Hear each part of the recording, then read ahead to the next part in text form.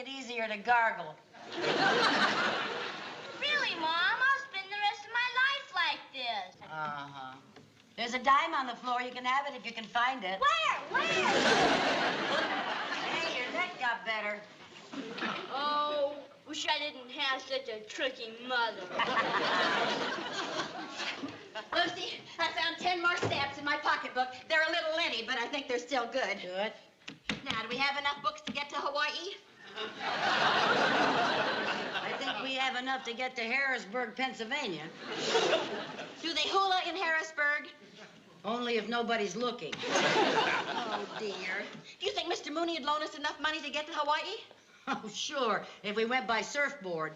Oh, I'm just dying to get there. I'm doing fine in my hula lessons. Watch me now, Lucy. Every movement has some sort of a meaning. It really means something like that. Now, what does this one mean? It means you're not wearing a girdle. Well, I look a lot better with my grass skirt on, but I just washed it. You washed it? Sure, what'd you expect me to do with a grass skirt? Mow it? Get that, will you, Viv? Okay.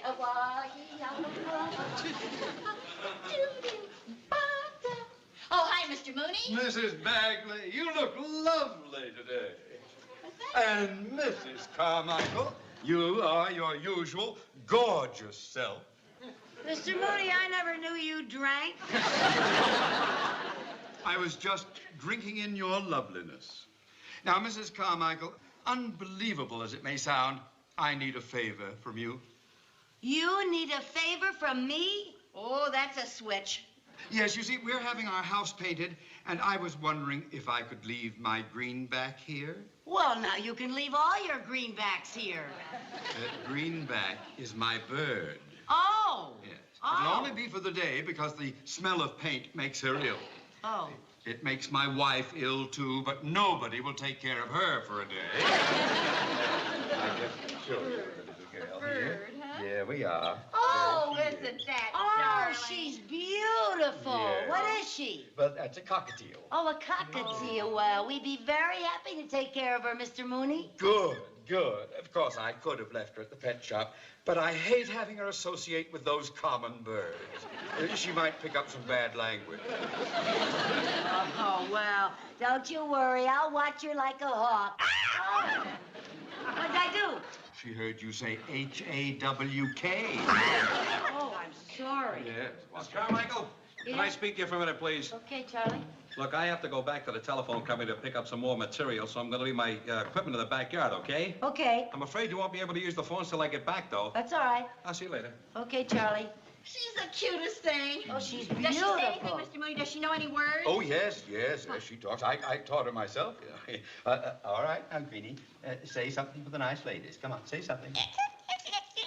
E pluribus unum. E pluribus unum. E pluribus unum, my favorite word. Adorable. What do you feed her? Well, now, here are typewritten instructions covering everything that you ought to know. Uh-huh. Well, I'd better be going. Oh, she'd never forgive me if I didn't say goodbye. Come on, Greenie. Come on. There. Goodbye, Greenie Weenie. Bye, Popsy Wopsy. She calls me Popsy Wopsy. Now, you'll be a good little bird, won't you? Yes, you'll do whatever the nice ladies tell you to do, won't you? Yes, that's good. All right, now, don't be a naughty little birdie. Now, Popsy Wopsy, we'll see you this evening. You will behave yourself, won't you? Popsy Wopsy. Oh, good.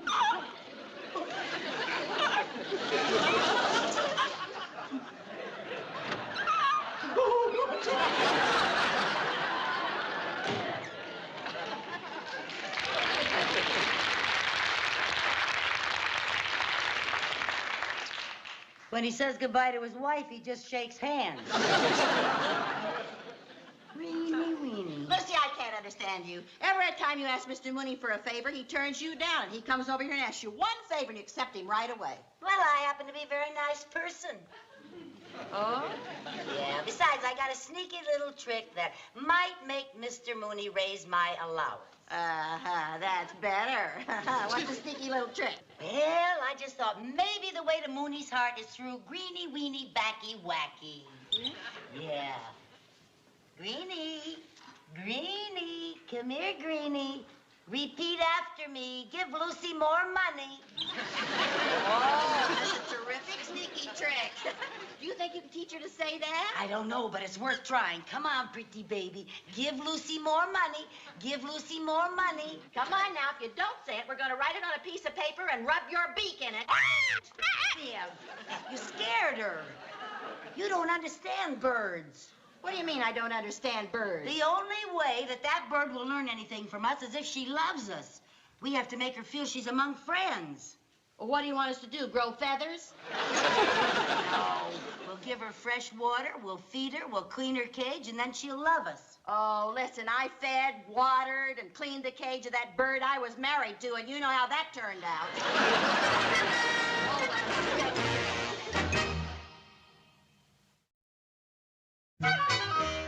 I got something else, Viv. I bet you Greenback's gonna love this little mirror. Oh, dear. Why don't you get that bird a statue? A statue? Yeah, all birds love statues. Oh, Viv. You bought that bird so many presents you could hardly see her in the cage. Oh, yes, you can. She's down in there somewhere.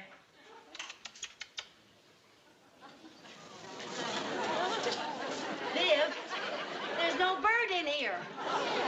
Did you leave the cage door open when you put the water in? No, I didn't. You must have left it open when you fed her. No, I didn't I leave did it not open. leave the door to that Oh, cage Viv, open. you must have. I didn't. You Let's must have not yell left at it each other. Let's not yell at each other. Yeah, let's save all of our strength for when Mooney tries to kill us. We gotta find her. We gotta find her. Here, Greeny, Weeny, Backy, Wacky.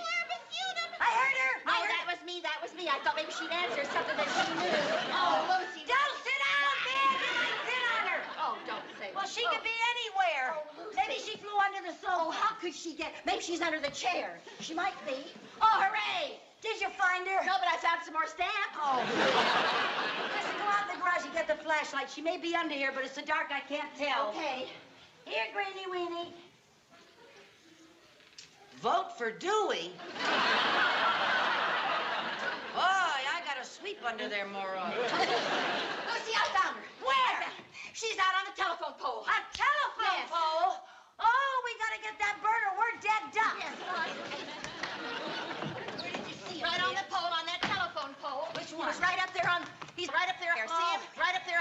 Oh. Come on, Greenback. Greenback. Here, I'll handle Greenback. this. I'll handle this. You come down off that wire this minute. Do you hear me? Right this minute. Oh, boy, you've sure got away with birds. Well, I'm just gonna have to climb up there and get her. Oh, Lucy, you can't do that. You'll get a shock. Well, I'd rather face a few thousand volts of electricity than one angry Mooney, I can tell you that.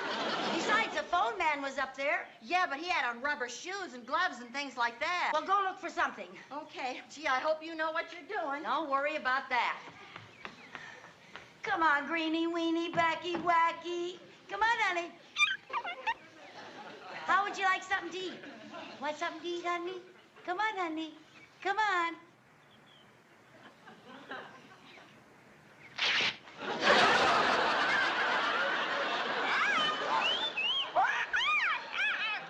Never mind that.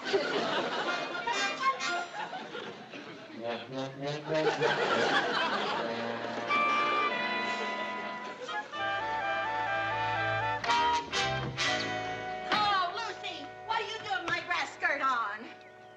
My stretch pants just overstretched. Well, don't you get that wrinkled. Wrinkled? What'd you get? Well, I got these swim fins of Jerry's and a butterfly net and some asbestos gloves. Well, good thinking, Viv. What do you mean, good thinking? I'm getting just as kooky as you are. Oh. Now go get the big ladder for me. What do you want with the ladder? I need the ladder to get out on the roof, to get out on the pole, to get out to get the bird. Now get going. Oh, yeah, all right. When I get my hands on you, you're gonna wish you were never hatched.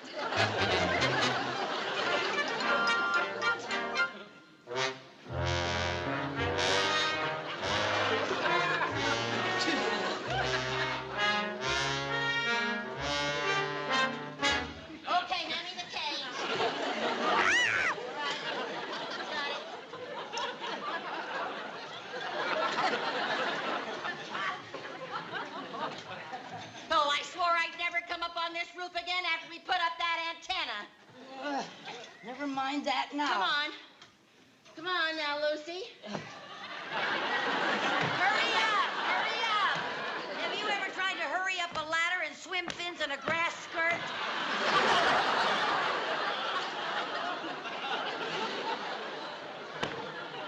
Well, you never looked lovelier.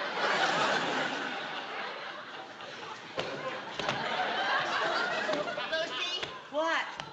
you look like a Hawaiian trying to stamp out a fire. Not that, not that. Oh, come, up. Don't make any more jokes. Well, don't try to knock this antenna down. Lucy, What? maybe I could try to get him with a net, huh? Of course not. You'd frighten a bird. Now, don't even think of that. Listen, if he didn't get scared looking at you in that outfit, this is scary. Hello, Greenback. Hello, Greenie Weenie. Come here, Greenback. What a bird. She speaks Latin, but she can't understand English. I'm just going to have to go out on that pole and get her, that's all.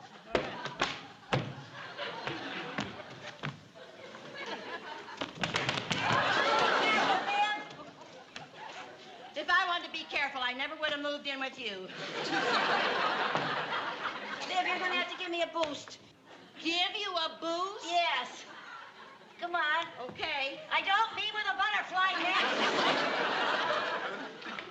All right. You Watch watch me get up on here. Am I near you yet? Not yet, honey. Back up, back up.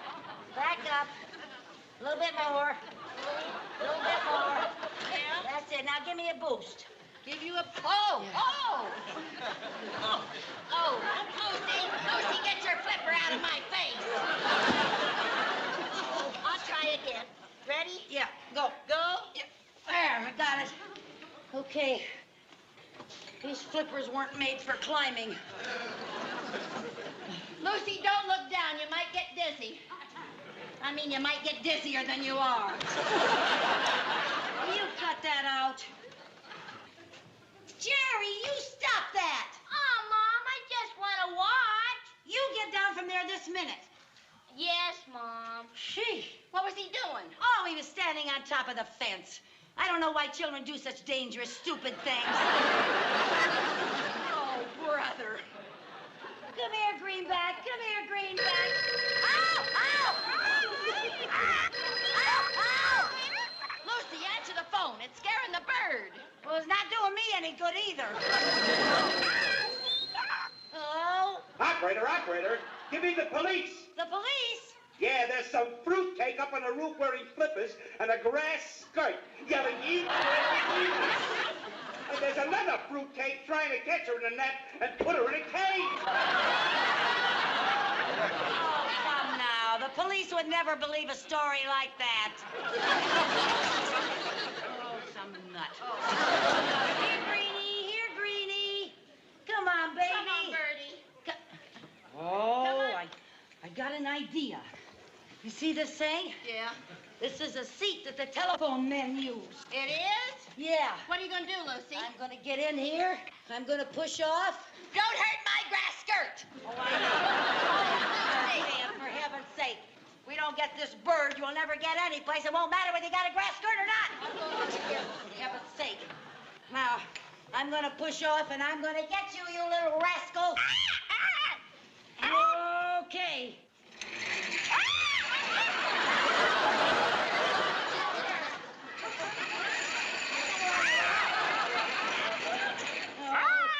It's the only way to fly.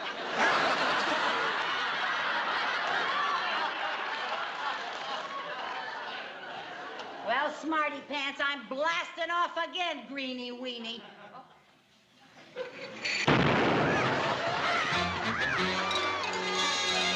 What happened?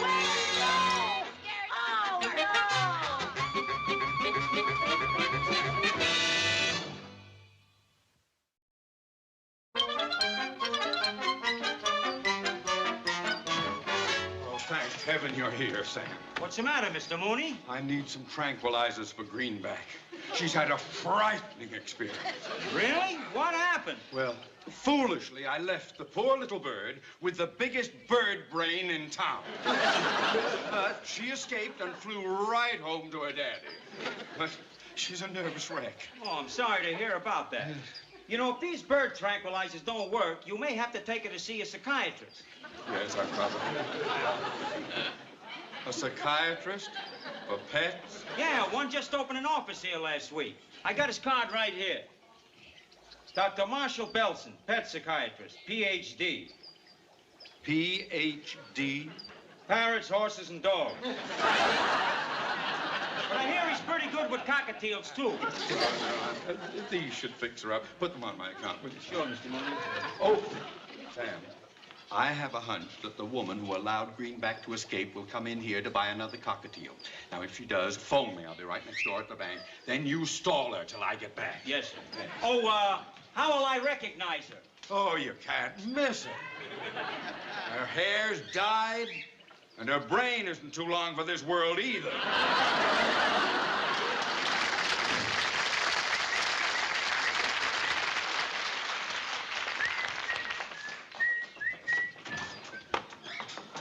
What can I do for you, ladies? I've got to have a cockatiel right away. Cockatiel. Yes, please. Oh, a cockatiel. Yes, do you have a Well, cockatiel? you've certainly come to the right place. Oh, good. But, would you excuse me for a moment? I gotta make a phone call. Oh, of course. Thank you. I don't think we'll find another one that looks just exactly like Greenback. Well, we've got to if we expect a full moon. Oh, look there, the turtles. Oh, I bought a turtle in here once that just hated me. Well, how can you tell when a turtle hates you? He kept trying to rub my name off of his back. Listen, Viv, where do you think Greenback is? Halfway to Capistrano. She was a cockatiel, not a swallow. Sorry to keep you ladies waiting. Oh, that's now, all right. what kind of a cockatiel did you want? Well, do you have one with a green back and a blue dot on its left wing that says E pluribus unum? No, but I got a black-coated minor bird that says hello, goodbye, and rat fink. No, that's no good. How about a parrot that sings hello, Polly? No, the cockatiels, please. Follow me to the bird. Okay. Hello, goodbye, rat thing. Interested? No, I've got to have a cockatiel. This way to the birds, ladies. Red fig! How about Red that? fig, he said. Oh, look at him. There's some cockatiels. Oh, look at, oh, How aren't about they? that Oh, one over my- there? This one here? That one? Yeah. That one right over there in the corner. That looks kind of like it. No, Which Lucy, one, lady? that one's it's too fat, too fat. Too fat, Too yeah. fat. Much fatter than the other one. How about this one right here? Over there, That, near that one. near Yeah, how on about the that end. one? Uh-huh. You want that one here? Oh, I don't know. No, his ears don't look the same. Cockatiels don't have ears. Well, he doesn't look the same where his ears are supposed to be. You know what I mean. Excuse me. How about that one back there, Via? That looks, gee, they all look sort of alike. There's oh, one look at down that there cute that's little sort of the blurred. same Isn't that a color. cute one? Yeah. Huh? Hey, how about that one? We're sitting up there with that little Yeah, thing. get it for me, will you, Okay. Via? Well, Look at him. Come here, little bird. Come here, little cockatiel. Come here, little cockatiel. Ow! He bit my finger. which one? That blue one. He must be a friend of that turtle I bought. I'll You get get it, one. Lucy. Okay. That one right up there? Yeah. Huh? It looks like it's got kind of the same. Oh, aren't they the cutest little things? Isn't that darling? Oh, cute job. Oh, he's got a white dot, though, instead of a blue one. Oh, well, I'll put some blue eyeshadow on it. Mr. Mooney, what a pleasant surprise. One of the little bells, please. Oh, ladies. Oh, but Mr. Mooney, what am I doing here? I mean, what are you doing here? Well, I was buying a homecoming gift for Greenback. What are you doing here? Well, we were buying a going-away gift for Greenback. Oh, yeah, that's good. A going-away present. Yeah. Oh, so we just love that bird. Yeah, we just love him. Isn't that nice? To know Greenback is to love her. By the way, Greenback gets lonesome. Who's watching her now? Oh, we hired a babysitter. I mean, a bird sitter. Is something wrong with you? No. Why do you ask? Well, Oh, you mean, well, whatever whenever Viv hums, I can't help dancing. Mrs. Bagley isn't humming. Oh, I was just about to start humming. Yeah. To get more fun out of life, try dancing. Oh, thank you. Can't you stand still? Did you ever try to stand still with a bird in your blouse?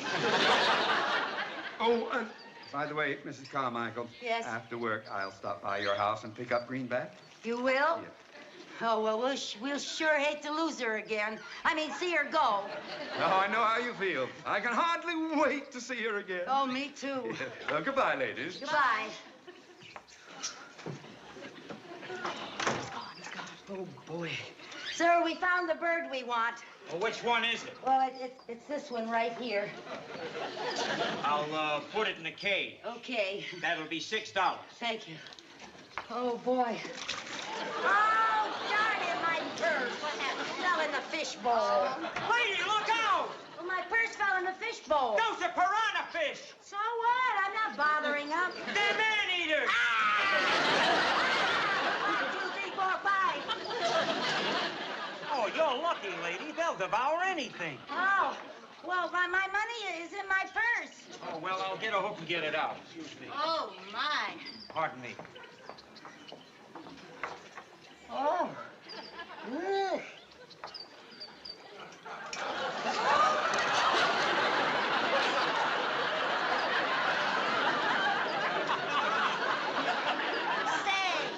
I'm going to send a bucket of those fish to my ex-husband for his birthday. Come on now, come on. See, E pluribus unum, E pluribus unum. See it right there above the eagle? If she can't talk, how do you expect her to read? What are we gonna do? Mr. Mooney will know it's not his bird. Well, we could say that the bird fell off of her ladder, landed on its head, and has amnesia. Oh, Viv, that's the silliest thing I ever heard. Come in. Come in.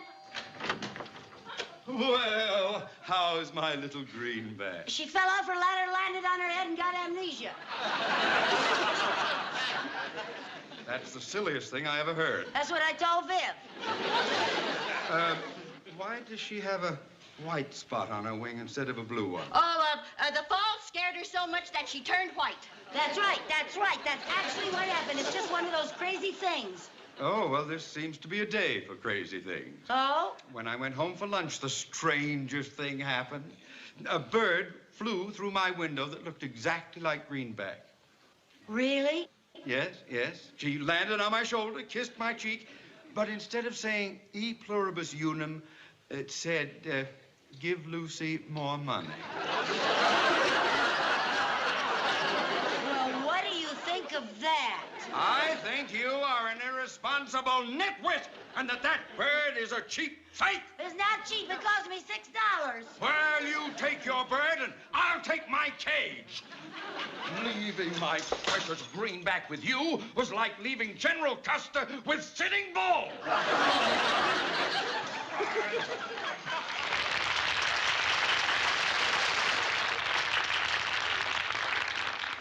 Boy, he was mad. And I don't blame him. You certainly were a bird brain to keep the door of that cage open. Me, a bird brain? You were a bird brain for not watching the cage. Oh, look who's calling who a bird brain. You're both bird brains.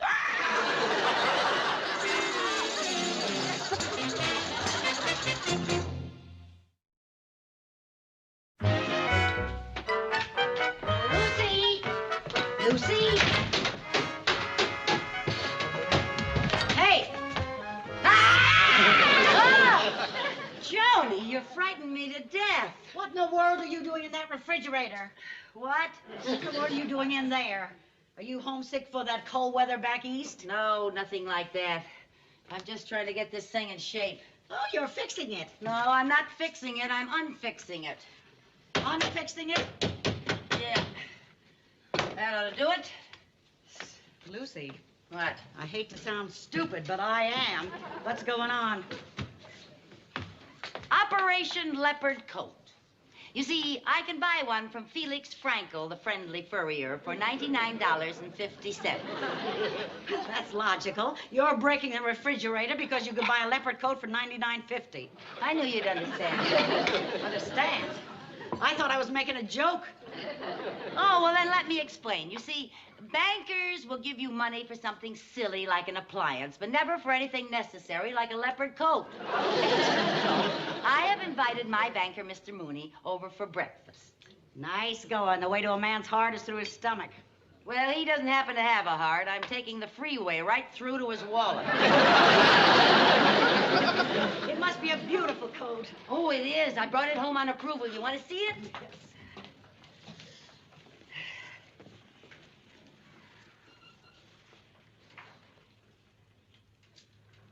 Oh, it's stunning. How does it feel? Slinky. I feel like a leopard. Mrs. Carmichael. Uh-oh, there's my helpless prey. Now, you get the door. I'll put this inside, okay? Hello. Hello. Oh, I must be in the wrong apartment. I was looking for Mrs. Carmichael. Oh, she's here. I'm her neighbor, Joan Brenner. Oh, I'm Theodore Mooney. Oh, you're the one she said so many nice things about. Oh, I must be in the wrong apartment. Or not. Lucy, I was just leaving. Wish I could say the same. Well, if it isn't my favorite banker. Mrs. Carmichael, when you warmly clutch my hand and say, well, if it isn't my favorite banker, I know you must want something, and the answer is no. Oh, Mr. Mooney, what makes you think I want something? Well, you certainly didn't invite me over here to go skateboarding. Now, come on. I just thought we could have a nice friendly breakfast together. Oh. Besides, I'd like to talk about our old hometown, Danfield. Danfield? Yeah. You're homesick. You're going back. When are you leaving? Tomorrow? Tonight? How about this afternoon? Why don't we have coffee in the cab on the way to the airport? I'll get the tickets. I'll help you pack. Mr. Mooney, I do not want to leave here. I love it here. Oh, you do. Now, would you mind getting the orange juice? It's in the refrigerator.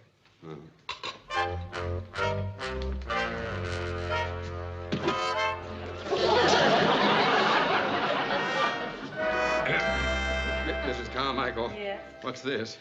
Oh, that's the door handle. Pay no attention to it. Get the orange juice, please. Mrs. Carmichael, without the handle, it's impossible to open the door. Just jiggle it a little, it'll open. I beg your pardon? Just jiggle it a little, it'll open.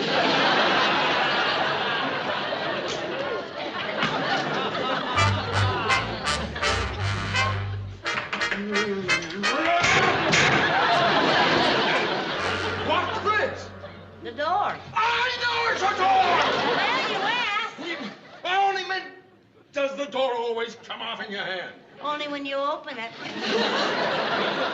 The orange juice, please, Mr. Mooney. Oh, yes. This orange juice is warm. Oh, well, we're lucky. Usually it's hot. I burned my tongue on it yesterday. It's the craziest refrigerator I ever saw. Well, possibly you need a new refrigerator. Oh, no. This one will do. No use being extravagant. I'd get you some ice, but they're usually frozen solid. Well, leave it to me. Frozen ice trays, nothing to me. Nothing at all. There we go.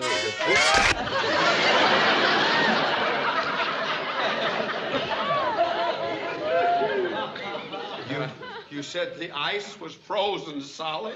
Sure melts fast, doesn't it? Maybe I do have to get a new refrigerator. I'll start saving. I'll cut down on luxuries. Oh, what luxuries do you intend to cut out? Oh, useless things like bread, eggs, milk. No. There's no need for that, Mrs. Carmichael. When you need something practical, I'm only too happy to advance the money for it. No, I can wait. No, nonsense. That refrigerator's a mess. So am I. A soggy mess. Well, I'll get you some towels, Mr. Moore. I can do it myself, thank you very much. And when I've dried off, I'll come back and give you the money for a refrigerator. Oh. Yeah. Mrs. Carmichael. Yes? How much do you think a refrigerator would cost? Oh, well, they have some lovely ones for approximately $99.50. $99.50? That Yeah. sounds reasonable enough, yeah. Yeah. Oh, Mr. Mooney, I do believe it would be more convenient if you made the check out to cash. Mr. Mooney.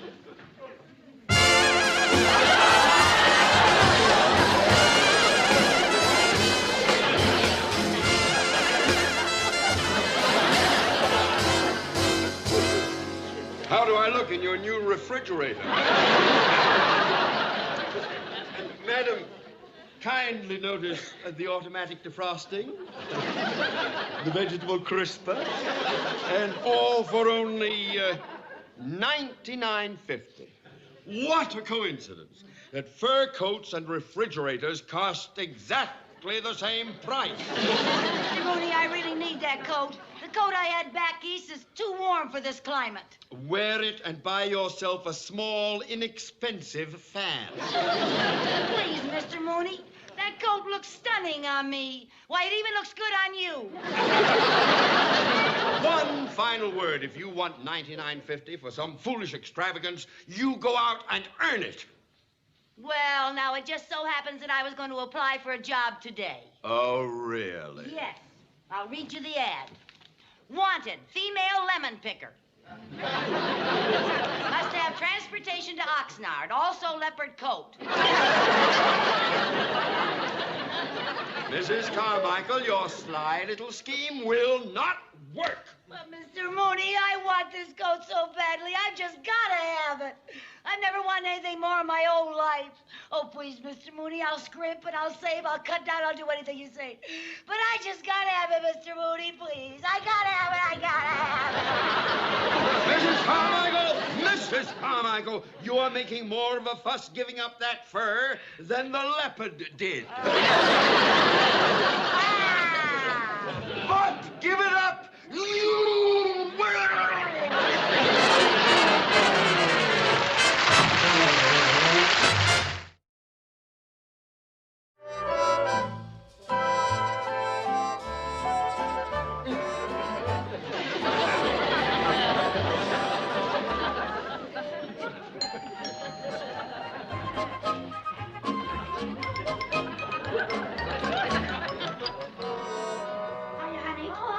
Come on in. How are you tonight? Oh, you going out? No, honey, just doing the dishes. That leopard coat? I thought you had to take it back. I'm going to take it back tomorrow. Tonight, I'm going to sleep in it. Lucy, will you do me a favor? Sure, what? I've got a date with Chuck Casey tonight. Do you remember that stunt man I told you about? The big guy? Yes. Oh, yeah. Where are you going? Nowhere. Nowhere? Whenever you go out with a stunt man and one of his pictures on TV, you just sit there and watch him till he gets clobbered. Oh. Only my TV's out of whack. Can we watch it on yours? Oh, sure, honey. Bring him over here. Thank you, Lucy. Chuck, honey.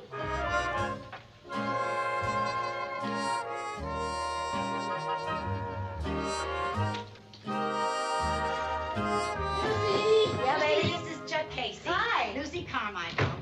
Nice to know you, Chuck. Hi, Lucy. Boy, you are a big one. Wow. Lucy says we can watch the picture on her set. Hey, you turn it on, though, and I'll get the popcorn.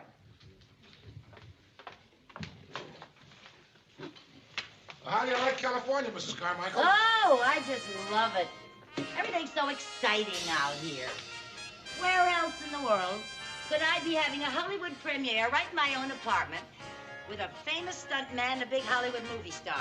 Oh, I'm not a star. I just play bits. Well, And most of them are itsy-bitsy bits. The picture's already started. oh, boy, I hope we didn't miss anything. Here, help yourself. Boy, that stagecoach is really traveling. Ooh, look at that tricky bit. And watch this trick shot coming to the pass. Okay. Look out!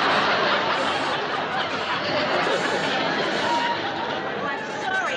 I just wanted to warn you. All right, Lucy. They would have gotten him anyway. Oh. Hey, now watch the dead man's fall I do from the top of the stagecoach. A dead man's fall? Ah! Oh, Chuck, you never died better. Well, thanks a lot, Lucy. But the picture isn't finished yet. Are we going to see the rest of it? Oh, we only watch Chuck's pictures till he's knocked off. Oh, well, boy, you were terrific. Don't you ever get hurt?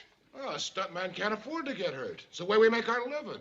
But that fall from that coach, that looked real dangerous. Yeah, it was all planned out ahead of time. Really? Yeah, I'll show you. Here. Now, I'm on a stagecoach. Yeah? And I'm riding shotgun. Yeah. We're heading down the trail. Uh-huh. All of a sudden, I get shot. Oh! Oh! That's a D4. A D4? A dead man's fall. He's done so many of them, the Undertaker's voted him Man of the Year.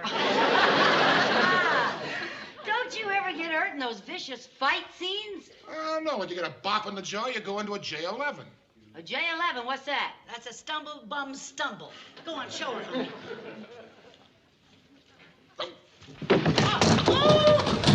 Boy, my lamp! Bruce, What? do you know what you just did? What did I did? A perfect H12. I did an H12? What's an H12? I rolled over the table. Really? I'm doing one in a picture tomorrow. Yes, he's gonna get $100 for it. $100? Yeah. Wow. I wish I could have $100 for every H12 I've done in my life. I could buy 2 live leopards and raise my own coat. Well, I have an early call. I'll see you in the set in the morning, Joe. Oh, honey, aren't you gonna give me a good night kiss? Oh, there it goes, there it goes. Oh, my sacroiliac. Oh, don't worry, we'll find it. It's got to be around here somewhere. Lucy, it's his back. Oh, his back. Oh. Is there anything I can do for you? Well, you can call casting and have them get another stuntman. I'll never do an H12 in the morning. Oh, gee, I'm sorry, Chuck. You sure there isn't anything we can do for you tonight? You take care. I'm so sorry. Night. Oh, gee, it's a shame he's going to lose all that work. I've got to call casting right away. Oh, dear. Gee, I wish I could do an H12. I could sure use that $100. Yeah, me too. You can, Lucy. I can what? Do an H12. Oh, now, wait a minute. That $100 to pay for that coat. Oh, but I couldn't. Sure you can. Now, don't worry. All you do is get on the set, dressed for the part. I'll be on that set tomorrow. You have nothing to worry about. You're going to be on the set tomorrow? Yes. And all I have to do is a roll over the table? That's all. And I get $100 for it? $100? Gee, maybe I could. Sure you could. Okay, I will. Good. Oh, boy. You know, this may lead to a movie career. I might become a famous actress. I don't know about that. Very few leading ladies have started out as a stuntman.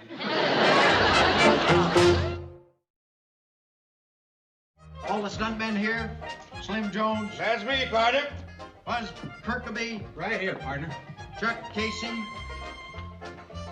Where's Chuck Casey? Oh, here, partner.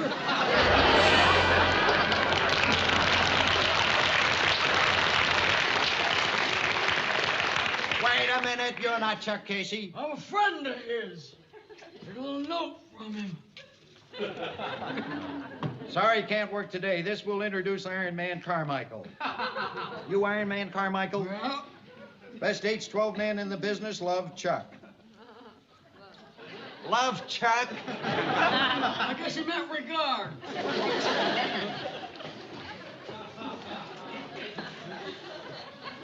Ain't seen you working around here before, partner. Well, I've been out of the country working in Lawrence of Arabia. What's wrong with your voice? Got kicked in the throat by a camel. No wonder they call you Iron Man.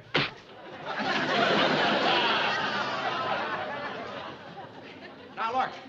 The director's gonna want you guys to roll your own in this scene. Let's see you do it.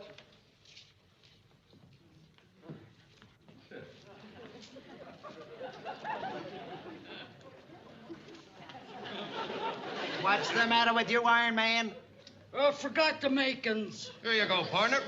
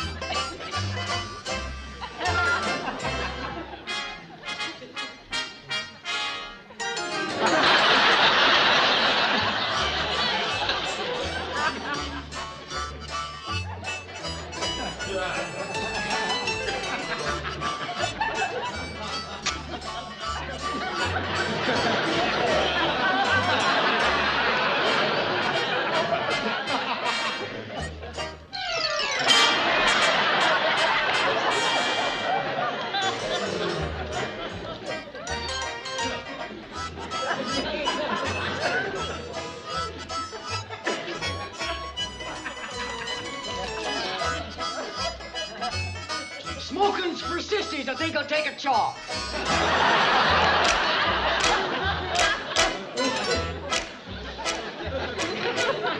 Paper's the best part. Okay, everybody, take 5. You better go out and practice, Iron Man. And get rid of those chaps. This is a fight, not a Halloween party. Go on! Oh, you sign that? Oh, sure. Thank you. Oh, Mr. Mooney, so nice of you to come to the studio. You know, when I'm directing a picture, it's very difficult for me to get away. I hope it was no inconvenience to you. Don't you worry about it, Mr. Wilson. The motto of our bank is, if it's a convenience for our customers, it's no inconvenience for us. Now, your loan has been approved. All I need is your signature on the escrow papers. Oh, they're already signed. They're in my office. Oh, well, I'll get them then. You know, Mr. Wilson, this is quite exciting for me. I've never been inside a motion picture studio before. Oh, well, we'll be shooting a saloon brawl with some stuntmen in a few minutes. Oh, why don't you come back and watch it? Well, I can't think of anything more delightful. Unless, of course, you were going to do a bathtub scene with a pretty girl. You're not. All right, all you stuntmen on the set, please. All the extras. Come on, all the atmosphere. Let's go. We got a picture to shoot.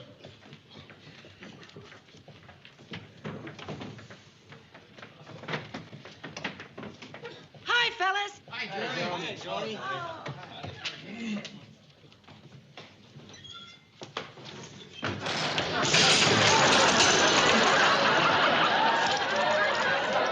All right, easy on the props, fella. We haven't even started yet. All right, boys, clean up this mess. Relax, act natural.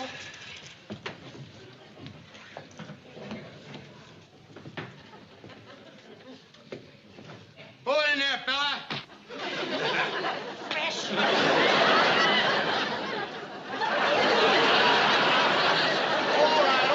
right. Now save that rough stuff for the shoot.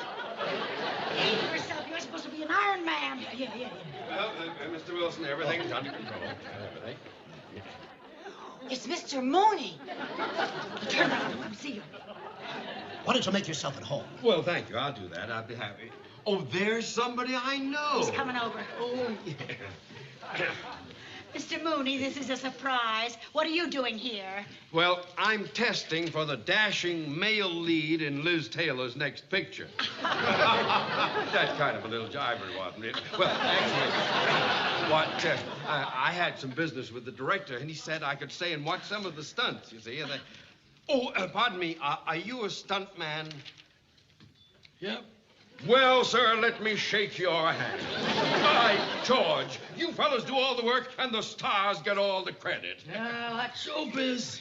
All right. All you stuntmen, gather around here, please. Come on, let me have your attention, everybody. Gather around.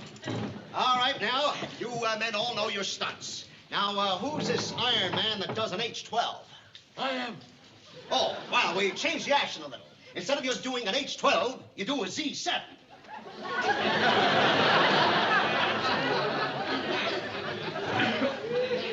What's a Z7?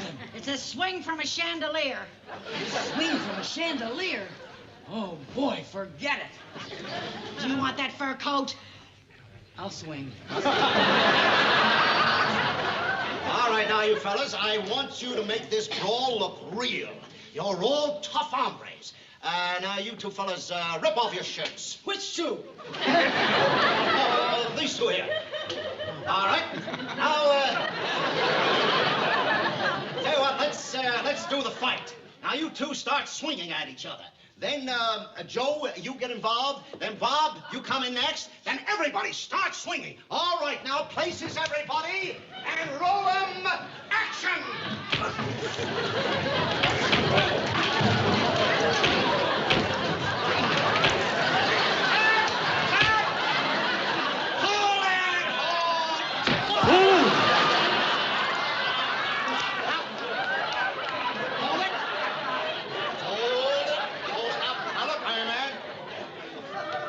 With you? Oh, I had a little trouble with my guns. Well, get 'em up. Get 'em up. I guess I got the drop on the other guys. Oh, get 'em up. Now, come on, Iron Man. Get with it. All right, now, fellas, pick up the action where you left off. All right, now, roll 'em. Action!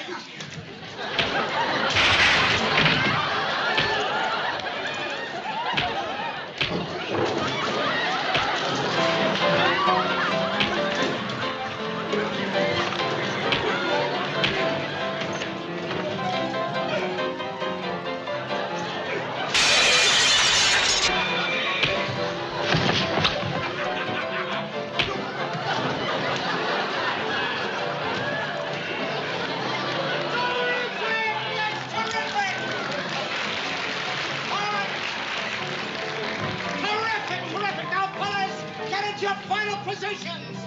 All right, boys, the C7, get 'em up by the chandelier. Swing 'em.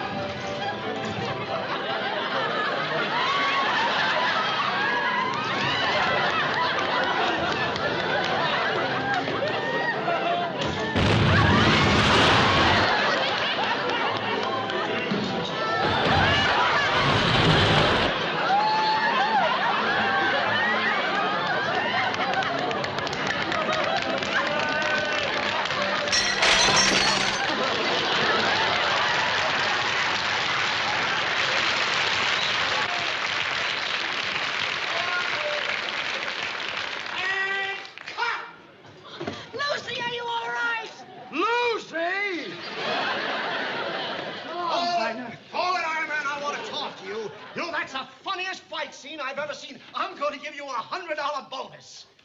A bonus? Thanks.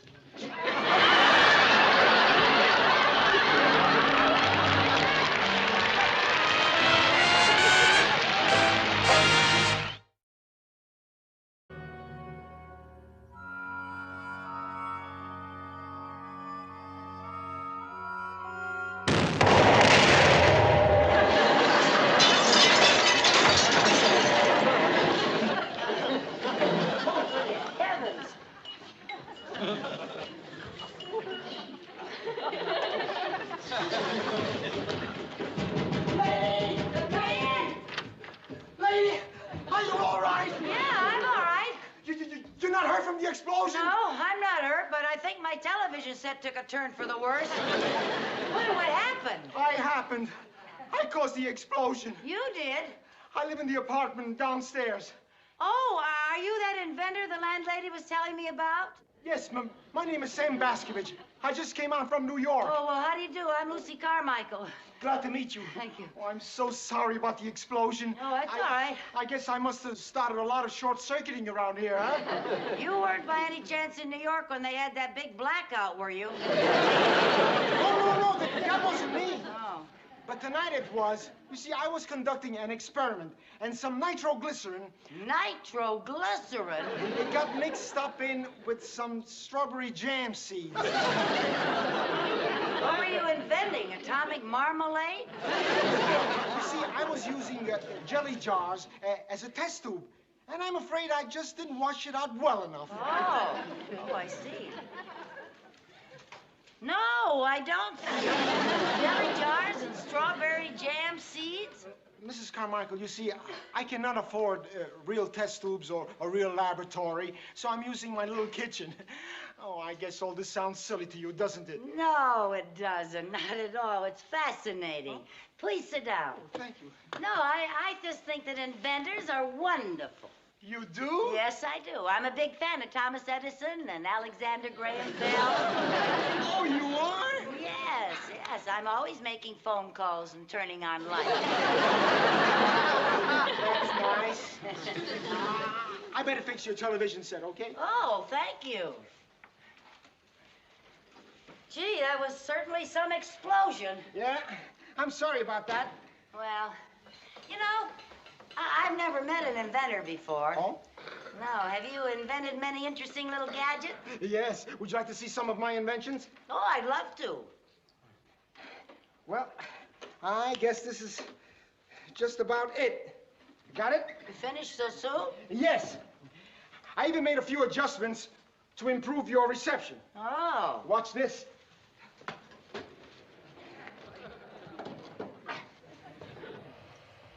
This is station KUNK, the voice of Hong Kong. Hong Kong? Boy, did you improve my reception. What did you do there? My inventions. I didn't know. Right here. Excuse the mess. Oh, that's all right. Oh. Oh, that's where it happened, huh? That's where it happened. Looks like a disaster area. Yes. Excuse me. Hi, what a lot of fascinating-looking things you have in here. What's that over there? What happened here? Oh, here. I was trying to invent some ice cubes that would pop right out of the tray. Did it work? Too well. They pop right through the door. Well, at least you proved once and for all that when the refrigerator door is closed, the light goes out. Would you like some coffee? No, no thanks. I want to look at all these gadgets. What's this Frankenstein-y looking thing here? Is it for smashing atoms or creating life or something? No. It makes coffee. It makes coffee. Well, that's very clever, Sam. Thank you. How long have you been inventing things? Oh, since I was a kid. Oh? I was always inventing things to amuse myself. Oh. I had a terrible childhood. You did? When I was young, I was fat. You were fat? Very fat. All I ever heard was, "Hey, Fat Sam! Hey, Fat Sam!" Oh, other children can be so cruel. No, that was my mother calling me. Well, when I was a kid, I was tall and skinny. I had a mouthful of braces and this flaming red hair. I looked like a lit match with buck teeth. Have you ever sold any of your inventions? No. Oh, but I did sell an idea for a new airplane to an Australian company, the Boomerang Airlines. Boomerang Airlines? They now have the only airplane that flies nonstop from Sydney, Australia to Sydney, Australia. Well, that sounds a little silly. Well, they wanted something for people that love to travel but don't want to go anyplace. Oh, well, that makes sense. Gee, you know something? I'm glad I met you. Thank you. Someday, I'm going to be able to say that I know the famous Samuel Boscovich. Well, thank you, but I don't think so. Why not? Well, to be a successful inventor, you have to have financial backing, and I just don't know where to get it. Well, you know something, Sam? I work for a bank. I know where to get it. You do? Yeah. And the first thing tomorrow morning, I'm going to take you down there to meet my boss, Mr. Mooney. Okay, but I don't think it's going to be any good. Why? Well, because bankers think that inventors are eccentric. Eccentric? Listen, anyone that can invent a boomerang airplane is a genius. Now, you'll be ready first thing in the morning. And don't blow yourself up in the meantime. Mrs. Carmichael. Okay. I certainly will.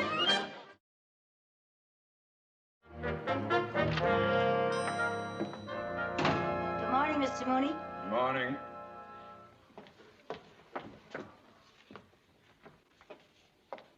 Mr. Mooney, I was wondering if you... No, Mrs. Carmichael. Absolutely not. No, not a chance. Out of the question.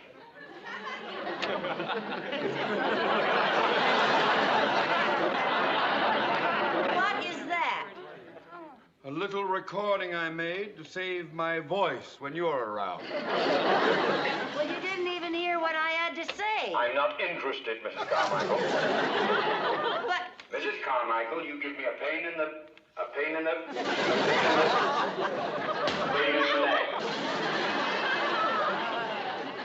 Oh, you and your machine are certainly in a grouchy mood today. Now, look, I'm trying to do you a favor. I know a very talented inventor. I don't want to hear about it. I have enough problems today. My 13-year-old nephew, Wendell, is staying with me. Is he a problem? Was World War I a problem? No, he can't be that bad. Is worse. At least World War I had some good songs. I know the bank makes loans to people with promising projects, and if... Hello. Tell Wendell not to put the cat in the washing machine. No, I don't know what to do with a dizzy cat. Is that your wife? No, Irma's away at a reunion. College? No, commandos. Well, who was that? Oh, that was Mrs. Fletcher, the babysitter. You have a babysitter for a 13-year-old boy? Yes, but he should have an armed guard. Oh, that child is an absolute brat. Yeah, he sounds awful. Where are his parents? They ran away from home. Ran away? Well, actually, they're on a 2-week vacation, but it seems like 10 years. Well, I'm very sorry about your problems at home, Mr. Mooney, but that shouldn't stop you from wanting to meet my friend. He's a real genius, and he's right outside. Well, tell him to stay there. Mr. Boscovich, Mr. Mooney is just dying to meet you. Hello, sir. How do you do, young? I'm glad to meet you. Hello. Well, tell him not to put Cleo's head in the goldfish bowl. Who's Cleo? The cat. Well, at least she's out of the washing machine. Now, about Mr. Boscovich, he's really a wonderful inventor. Hello. You'll have to speak up, Mrs. Fletcher. I can't hear you. Your voice is muffled. Oh, he put your head in the goldfish. Well, don't inhale. I'll be right over. I've got to get home. Oh, Mr. Everything's Mooney, going to be before that you go. nephew of mine is Mr. Mooney! See? I told you how bankers feel about inventors. No, it's not that. It's just that he's very upset about Wendell, a bratty nephew of his. Oh. You know, I wish you could invent something that would make Wendell disappear.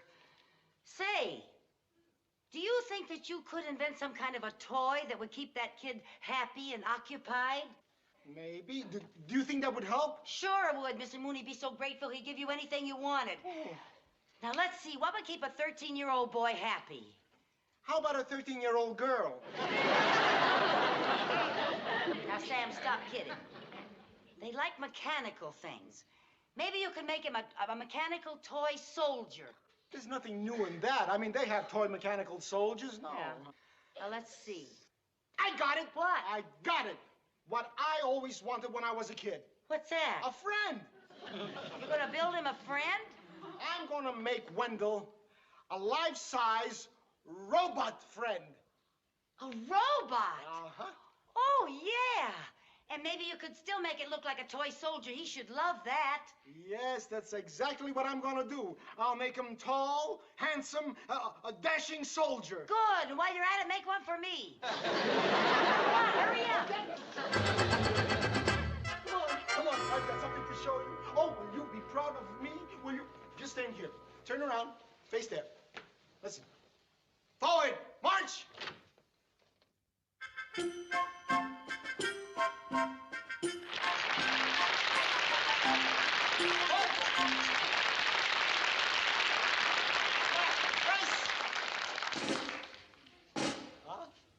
Oh, Sam. think he's too stiff or deadpan? Stiff or deadpan? No. What if Wendell doesn't like him? Well, then we'll just book him as a replacement for Ed Sullivan. Mrs. Carmichael, I want you to be the first to test him out. What should I do? Give him orders. Go ahead, military orders. Salute. What happened? I adjusted the arm too low. Oh. Well, it's a good thing robots don't have Adam's apples, or his would be split. All right. Try him again. Salute. Too high, huh? Too high. Too high. Oh, well, don't worry. Now, don't worry. Wendell will get a big kick out of him. Hey! Mrs. Carmichael, you've got to be careful. The robot obeys every word. Oh, I shouldn't say kick. That's right. Hey, nobody likes a smart-aleck robot. She works perfectly now. Yeah, he sure was on target with me. There we go. Oh, he's All right. beautiful. Try again. Salute! Ah, perfect. Ask him what his name is. What is your name? My name is Major Fun Fun. I obey orders. Oh, he's just wonderful, Sam. I want to call Mr. Mooney right away. Where's your telephone? Over here. Where? On the end table. Where, Sam? It's right in front of you. Safe? Yeah. It's my new invention. While you're waiting for the number, you can scratch your back. You and your invention.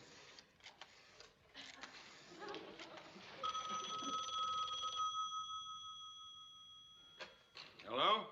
Hello, Mr. Mooney, this Yes? is Lucy Carmichael. Oh, I don't have time to talk to you now, Mrs. Carmichael. I have a golfing date. My nephew has hidden all my clubs. Oh, well, that's what I wanted to talk to you about. You know where my clubs are? No, I mean, I wanted to talk to you about your nephew. Remember yesterday I was in your office with a young inventor? He knows where my clubs are? No, Mr. Mooney, but he's invented a big toy soldier that might amuse your nephew and keep him occupied. Well... You missed! Oh, he got loose again! Mrs. Carmichael, whatever it is, bring it over, will you, right away? I'm a coward. I'm running out. But Mrs. Fletcher needs your help. Please hurry. Yeah, don't worry, the Marines are coming. Good, good. Oh, hooray. He wants us to bring Major Fun Fun over right away. Well, I'll get a crate. We don't need a crate. I'll get my jacket. We'll march him over. All right. About face. Forward, march.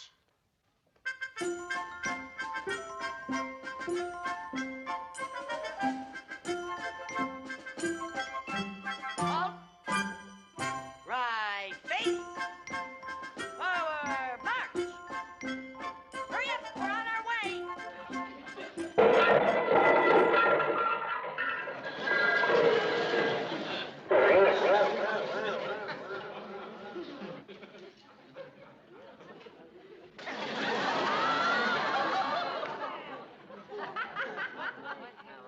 Sam. What happened to him? You forgot to teach him to walk downstairs. Think you can fix it?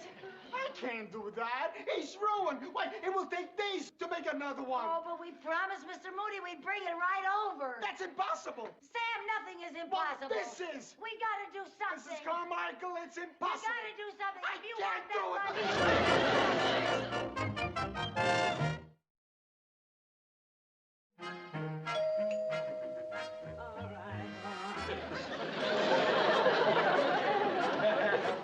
Yes? Are you Mrs. Mooney? No, I'm Mrs. Fletcher, the babysitter. I have a package for Wendell Mooney. Well, bring it in. I'll unlock Wendell's cage. All right, let's go, Bennett. Bring it in now. Very easy. Watch the doors. Attaboy. Come right through. That's it, right? That's it. Lift it up. That's good. Come on. Fine. Good. Okay, we got it. Let's go home. Hey, that must be the toy my uncle promised me. Man, I hope it's a machine gun or a bomb kit.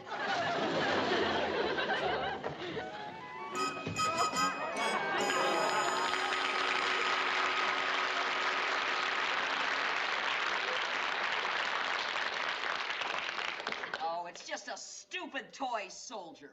You can't blow up anything with a toy soldier. Oh, I'm gonna go play badminton with a canary. Now, Wendell, look at this. Look what it says here. This is a robot toy soldier that walks and talks. Let me see.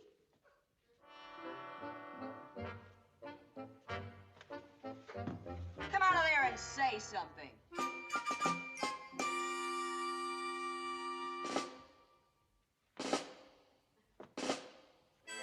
My name is Major Fun Fun.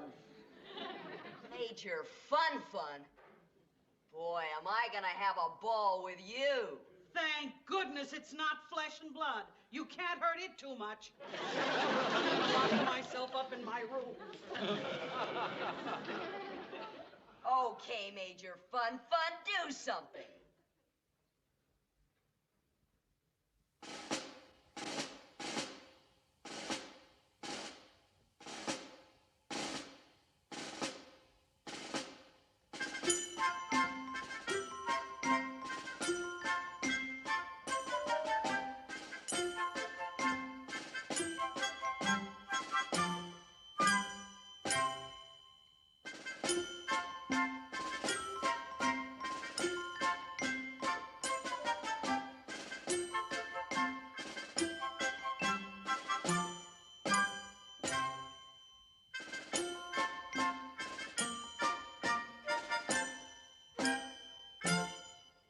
Boy, that's corny. You know, I'm gonna find out how you work.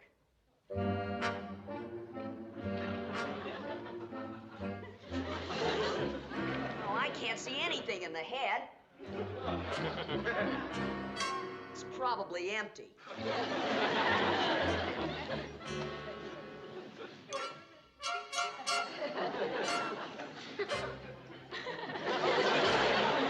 Plastic is like real skin.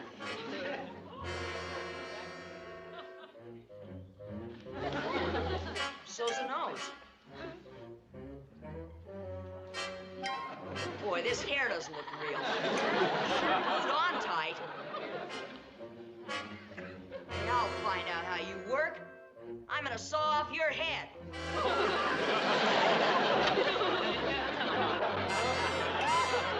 Wendell, you're not going to damage the furniture again. Yeah, I'm just gonna take Major Fun Fun's head off. Oh, that's good. Play nice. Your head off should be very interesting. Hey, what'd you do that for? I just wanted to have some fun with you. Boy, taking your head off should be quite a kick. What's a big idea? I obey orders. Oh, you did that because I said kick. Hey, you did it again. I obey orders. Hey, you really do, don't you? You know, I've always wanted a friend like you. And you'll make a good friend. You know, before I had you, I was always getting into trouble. But now I won't anymore. Now do you know what we're gonna do? We're gonna have a little target practice. We're gonna find out what kind of a marksman you are. We're gonna throw eggs at Uncle Theodore.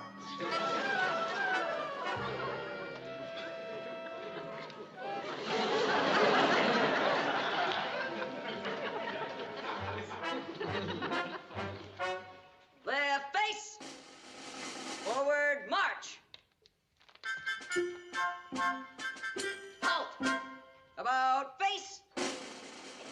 Fire at will. That's a good boy. Bullseye. Cease fire. That ought to take care of Uncle Theodore.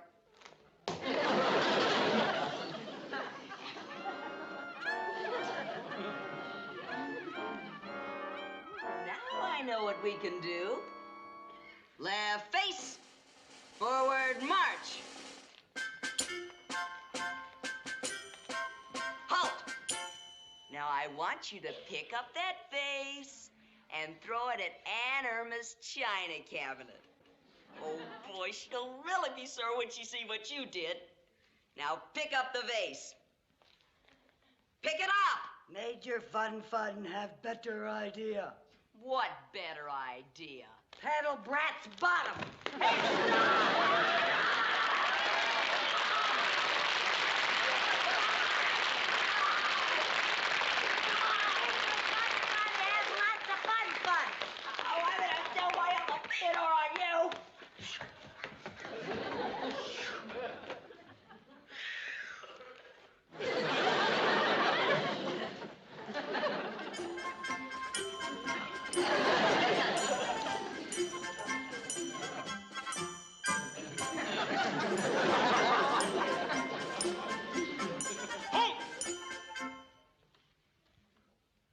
Mrs. Carmichael.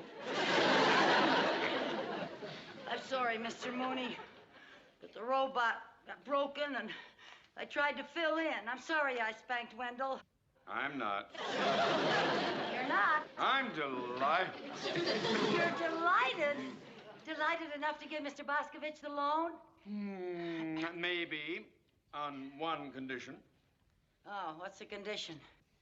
Well, now that I found a babysitter who can control Wendell, I wouldn't want to lose her.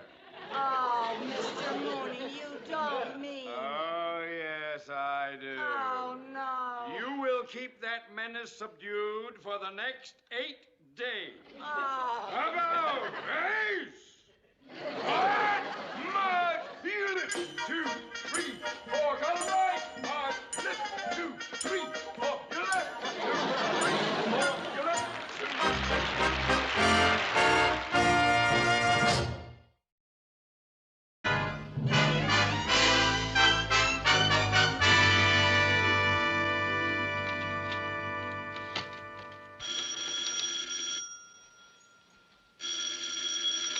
Hello? Oh, hi, Mary Jane. Go to the beach. Are you kidding?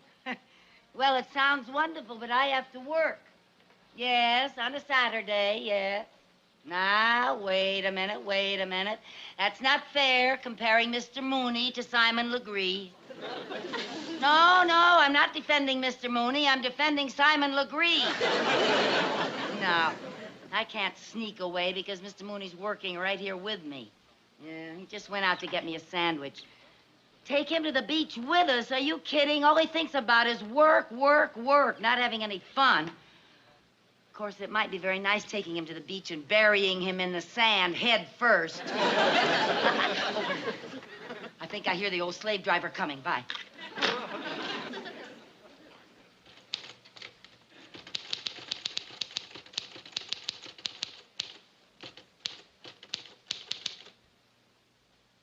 You needn't listen at the door, Mr. Mooney. Come on in. I'm working.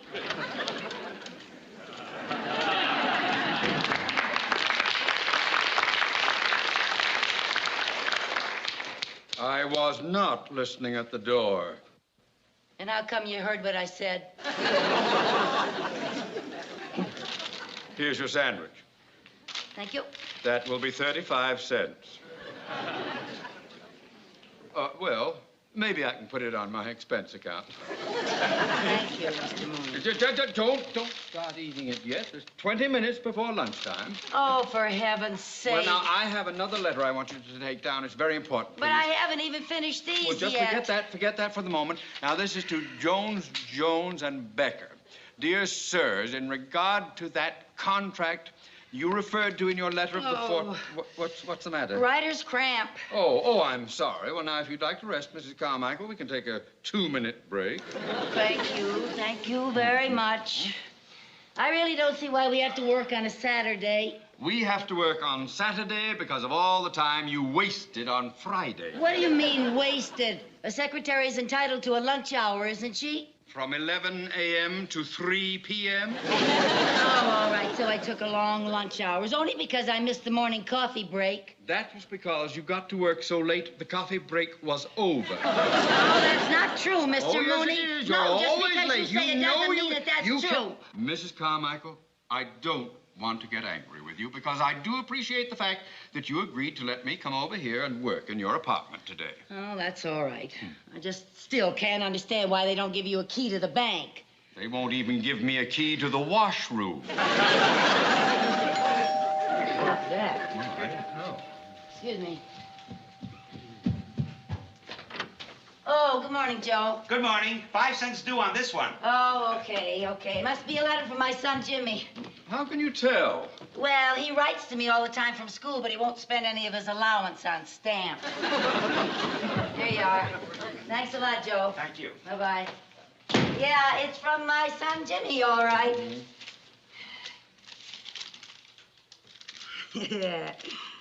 Dear Mom, our school has a new rule where we have to write at least one letter home every week. This is it. Yours truly, your son, Jimmy Carmichael. P.S. If you don't get this letter, let me know so I can write another one. Isn't that adorable, Mr. Mooney? It's adorable, but it's not worth a nickel. Well, shall we get back to work now? Yes, sir. As soon as I read this other letter, my goodness, this looks official. Oh? It's from the United States government. Oh? Oh, no! This is unbelievable. They want you to pay more income tax. No, worse than that. Nothing can be worse than paying more income tax. Yes, it can. I've been drafted. You've been what? Drafted. Oh, that's ridiculous. Let me see that. There must be a mistake. Oh, well, of course. Now, this isn't addressed to Lucy Carmichael. It's addressed to Lou C. Carmichael. Oh, thank goodness. Had me worried for a second. Yeah. Oh, for heaven's sake. What are you doing? Throwing it away. You can't throw away a letter from the United States government. Well, for heaven's sake, it's an obvious mistake. Well, I realize that, but you can't just ignore it. Now, we'll have to go down to the induction center and get this straightened out right away. Oh, no. This is ridiculous, drafting a woman. Well, I agree with you. It's silly, but we can't ignore this. Now, we have got to go down and straighten it out. When they find out that you're a woman, I'm sure it'll all be settled. Well, I hope so. Do you think I'm going to have to go through a lot of red tape and... Well, I know something about military matters. I'll go along with you. Oh, well, thank you very much, Now, you Mr. come Mooney. along now, right away. Hurry up. Gosh, imagine a thing like that. Yes. Imagine putting me in the Army. Don't worry. You'll never pass the physical.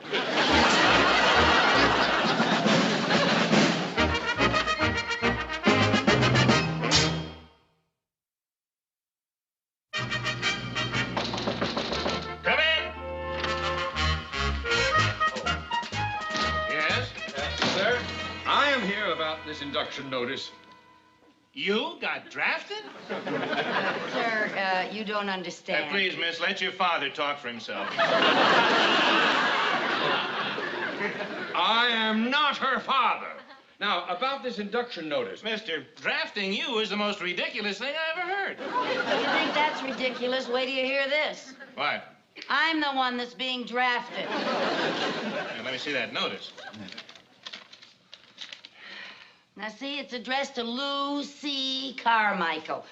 But I'm not Lou C. Carmichael. I'm Lucy Carmichael. Yes, I'm a girl. Yeah, when you came in, I noticed you were rounder than most of the guys. Let me check my records. Batten, Barton, Browns, Burns, Kaplan. Oh, there we are. Carmichael. Lou C. Carmichael. Now then, Lieutenant, I suggest that you get in touch with your superior officers immediately. Now, just We'll a get second, this... buddy. Don't come in here and start giving me orders. That's the trouble with you civilians. You think you know everything. I want you to understand, sir, that I was an officer during the last war. Really? On which side? Pardon me, sir. Look, this is my boss, Mr. Theodore J. Mooney, and he just came down here to help me straighten this out. Well, you could have straightened it out yourself. It's obviously a mistake. Oh, well, good then. We can go. Thank you Yes. very much. Halt! Come out, face! Now, there's no doubt that this is a mistake. Well, then why can't I leave? Because my orders call for a Lou C. Carmichael to be inducted. Unless those orders are changed by someone higher up, Lou C. Carmichael is going to be inducted. I'm not Lucy. I'm Lucy. You said yourself it was a mistake. I know, but I haven't got the authority to change it. This is the Army. We go by rules and regulations. And unless my orders are changed, you are in the Army. This is all a terrible mistake. Oh, what's so terrible about it? Why not look at the bright side? What bright side? Well, you're bound to be the most popular soldier in your barracks.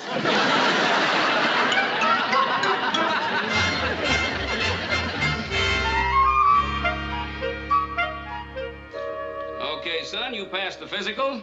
Finish dressing and report to room 203. Yes, sir. Next.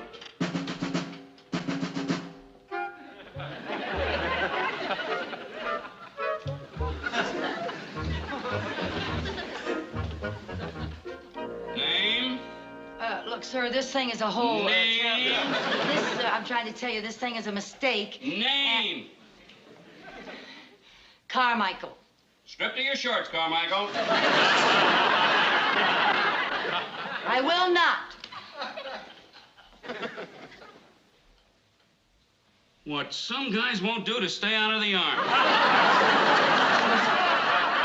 I am not a guy, I'm a girl. My name is Lucy, Lucy.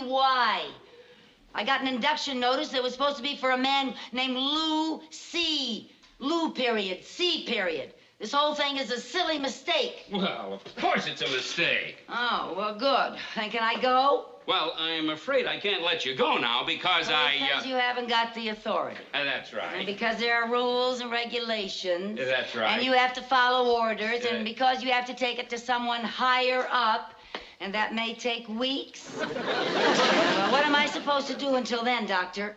Till then, you're in the Army. I am not in the Army. I don't want to be in the Army. All right, now... That's not fair. I don't want to be in the Army. Calm down, calm down. The Army never hurt anybody. It'll do you a lot of good. It'll make a man out of you. What I mean is, we'll rectify this mistake just as soon as possible. I'll get your complete file here. We'll wire all the facts to the Pentagon in Washington, and they'll straighten it out in no time. Let's see, Carmichael. Here we are, Carmichael. Lucy... Wait a minute. You are definitely not supposed to be in the Army. Of course not. You're in the Marines.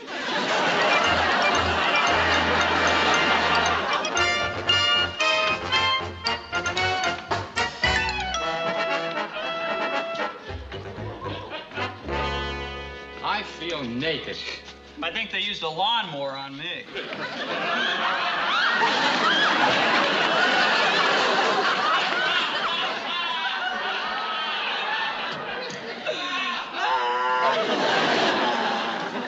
What are you bawling about, Mac? My hair. They cut off my hair. So what? They cut mine too, and mine was longer than yours. All right, you guys, put your hats on and pull in!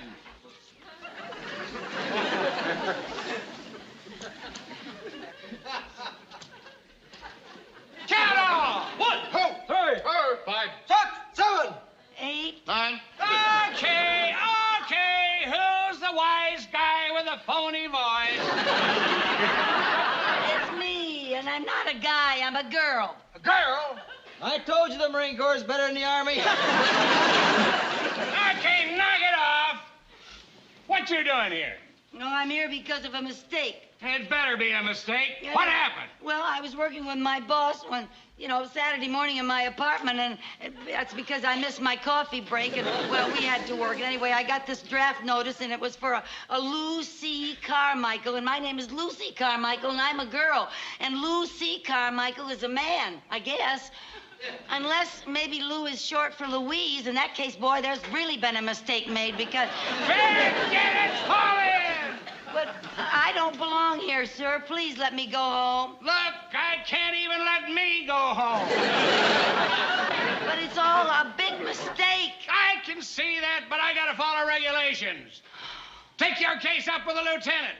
He'll take it up with the captain. He'll take it up with the major. He'll take it up with the general, and he'll take it up with the Pentagon. And what happens then? I don't know. I never get past the lieutenant. But, Sergeant, look... But until we hear from the Pentagon, you're going to be treated like every other guy in this outfit. A regulation is a regulation. I got orders to make Marines out of you, Boots, and that's what I'm going to do. Fall in. We're going to start with the manual of arms. Carmichael, why didn't you get a rifle? Because I think it's silly for me to go through all this physical training. Yes. Oh, now you did it. Now you did it.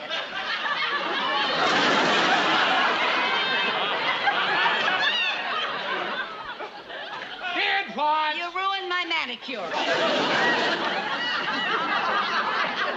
What do you think you're doing? I'm putting on my gloves. I paid $2 for that manicure, plus a 50-cent tip. Yellow gloves are not regulation. Well, neither am I regulation. Okay, just get back in line. There's no need to yell.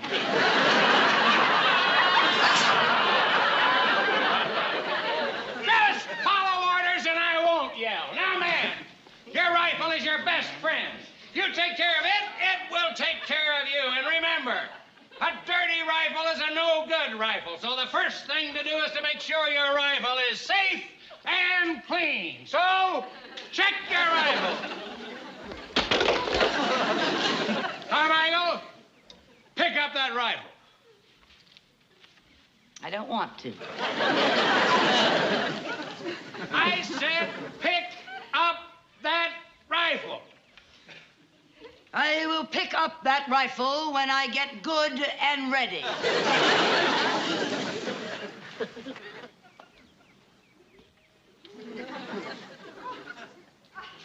Are you ready? Yeah, I'm ready. Sergeant Pierce, front and center, please. Now listen. The sergeant's going to go through the basic moves of the manual of arms while I call off the orders. And he's only going to do it once. So you better be sure you watch close, because I expect you guys to do it perfect. All right, Sergeant. Is it? Ha! Order! Ha! Right shoulder! Ha! Left shoulder! Ha! Order! Ha! Red! Ha! Now, any questions? Yes, could I see him do it one more time? That was it, Carmichael. Thank you, Sergeant. Well, I certainly didn't get very much out of that snappy little drill, did you? Were you able to get that fast, for heaven's sake? Attention! Freeze it! Hey! Order! Hey! Right shoulder! Hey!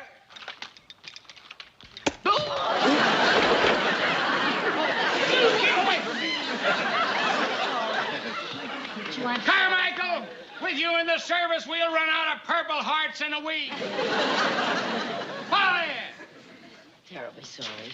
All right, now, let's see, what's the last thing we did? I hit him in the head, and then I hit him in the stomach. I don't mean that. Where were we in the manual of arms? Right shoulder arm, sir. That's right. All right, right shoulder. Hey! Left shoulder. Hey! Order. Hey!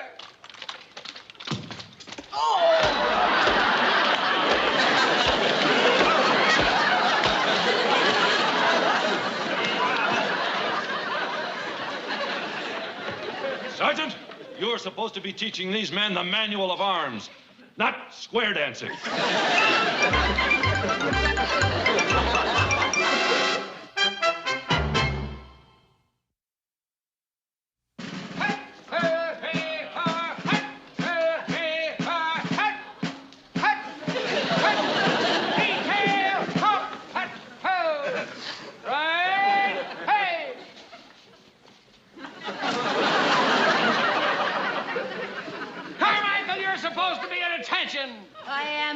lounging my field packs at ease.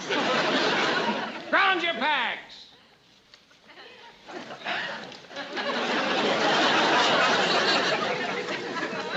Come on.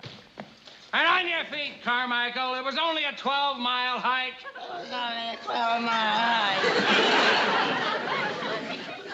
Come on, come on. Now, men, this is the obstacle course. Yeah, I can see that. And, Sergeant, I want to tell you, this is ridiculous, making me go through this obstacle course. I am not going to be here Until we hear from the Pentagon, you're just another Marine. And you're going to do everything that every other Marine does. Now, this... Well, I'm not going to wear this helmet. It's too noisy. Noisy? Yeah, bangs against my earrings. The helmet stays on, the earrings come off. The earrings come off!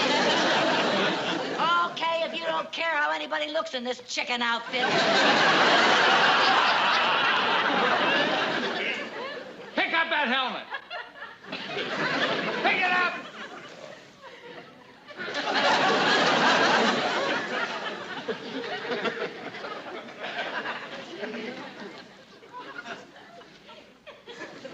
Now then, first thing we're going to do in the obstacle course is the tire routine. You'll line up here in a single file and go through the tires. Come on now, on the double. On the double. Look alive, Carmichael. Come on, let's go. On the double. That's it. Come on, seven up. Come on. Hit the hole, Carmichael. Don't drag it. Get rid of it. All right. Carmichael, if we could use you as a secret weapon, we could rule the world.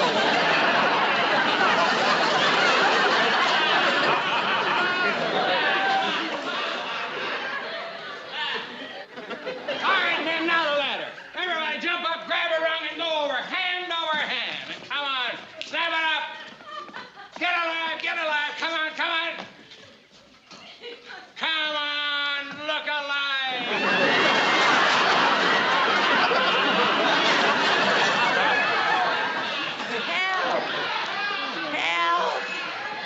Help!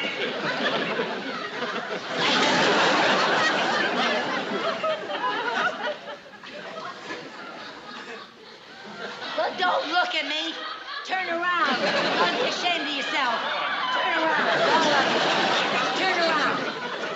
You men line up over by the landing net. Carmichael, when you pull yourself together, would you be so kind as to join us over at the landing net? Yes, I'll be so kind as to join you. Now then, we have one thing left in the obstacle course, and that is the landing net. Half of you go around that way, and half of you go around this way. Come on, look alive. Up you go, over you go, and down the front. Oh, are you kidding? Carmichael, here you go. Come on. Up you go, over you go. Up you go, and over you go, and down the front. Big deal. Come on, hurry up.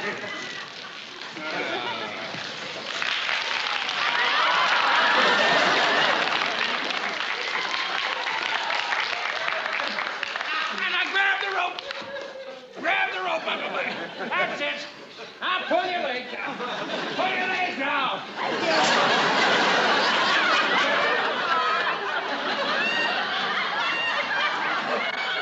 Sergeant!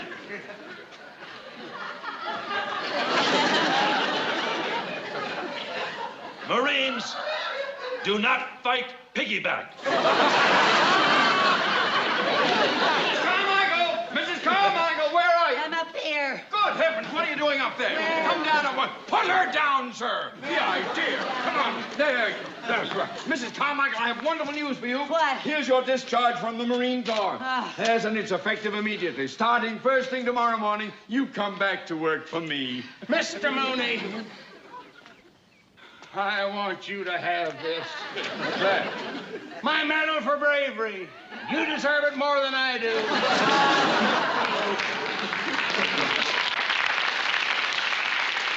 Hey, this is great, but it doesn't mention my being a woman. I know they didn't care about that. I got you out because of your dependents, your 2 children.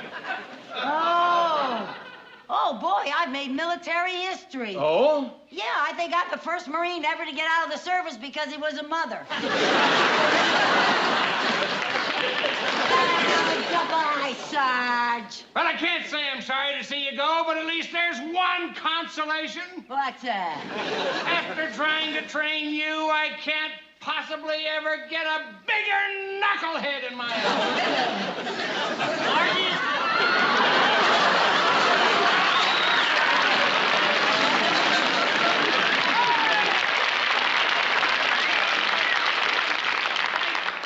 What'd you say? They sent me over here as Carmichael's replacement. Good luck, buddy.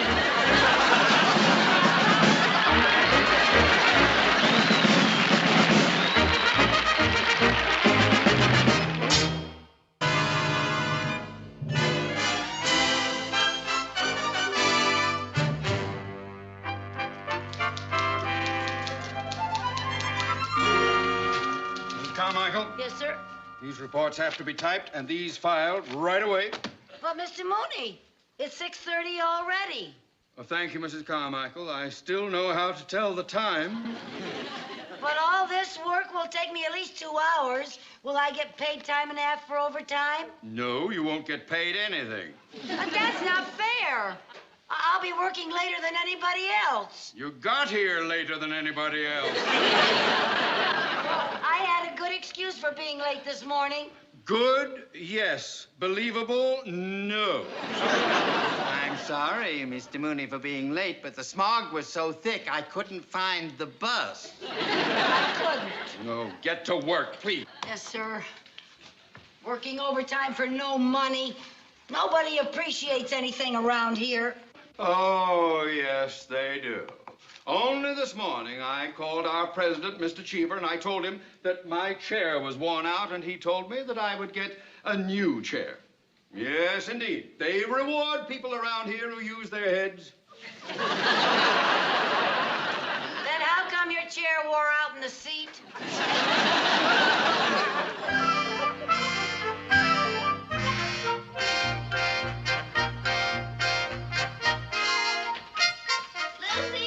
Oh, come on in, Mary Jane. Oh, Lucy, I've got the most wonderful news. You'll never guess what happened to me. You'll never guess in a million years. Well, what happened? Guess. Oh, come on now, Mary Jane. I'm no good at guessing games. I'll give you a little hint. What's the best thing that can happen to a working girl? You're getting married. No. No? You're engaged? No. You got a date? No, I guess I better tell you. I got a raise. Oh, Mary Jane, that is wonderful. Is it much of a raise? Well, no, but at least now my take-home pay is worth taking home. Oh, that's wonderful. When do you think you're going to get a raise? Me get a raise? Ha! Mr. Mooney won't even pay me for working overtime, let alone give me a raise. When did he give you your last one? Well, let me see. It was on Flag Day. I don't remember the year, but our flag still had 48 stars. Oh, that's terrible. Yeah, well. How much money are you making now, Lucy? Oh, I'm ashamed to tell you. But every time I file my income tax, they send me a sympathy card. Have you ever hinted to Mr. Mooney that you wanted more money? Hinted? Look, I've done everything. I've skipped lunch telling him I couldn't afford to eat. I told him I have to walk to work because I can't even afford a bus. The only time I ever got a reaction out of him was once when I came in with big holes in my coat. Oh, and he gave you a raise? No, he gave me a needle and thread and told me to stop looking like a slob. Oh, darn it, I always forget that this plant is artificial.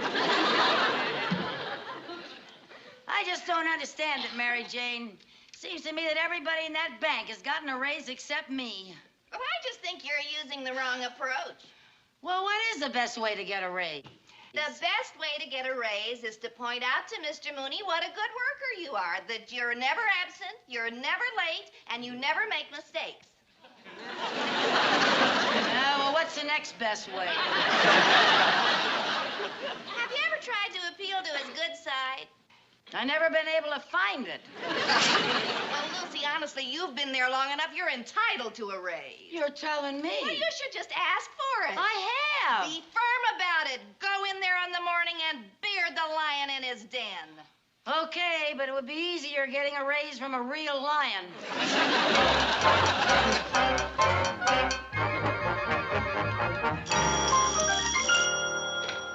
Mooney speaking. Oh, hello, Mr. Cheever. Yes, sir, the new chair arrived, sir. It's a beauty. I've just been admiring it, sir. Thank you very much, Mr. Cheever. Thank you.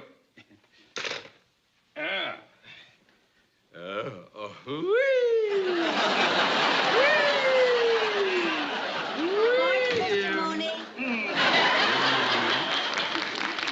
How are you feeling, Mr. Mooney? Oh, I'm all right. And how is Mrs. Mooney feeling? She's all right.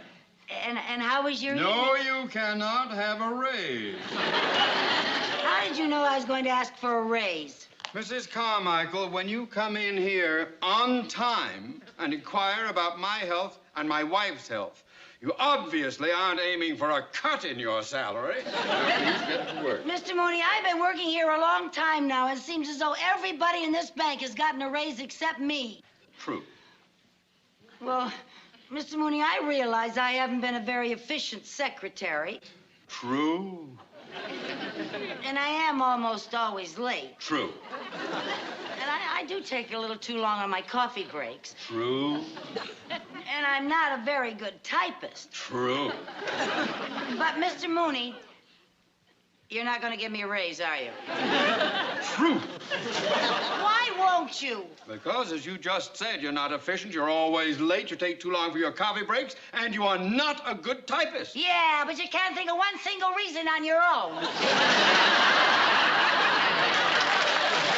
Mrs. Carmichael, we have a very busy day ahead of us. Please get to work.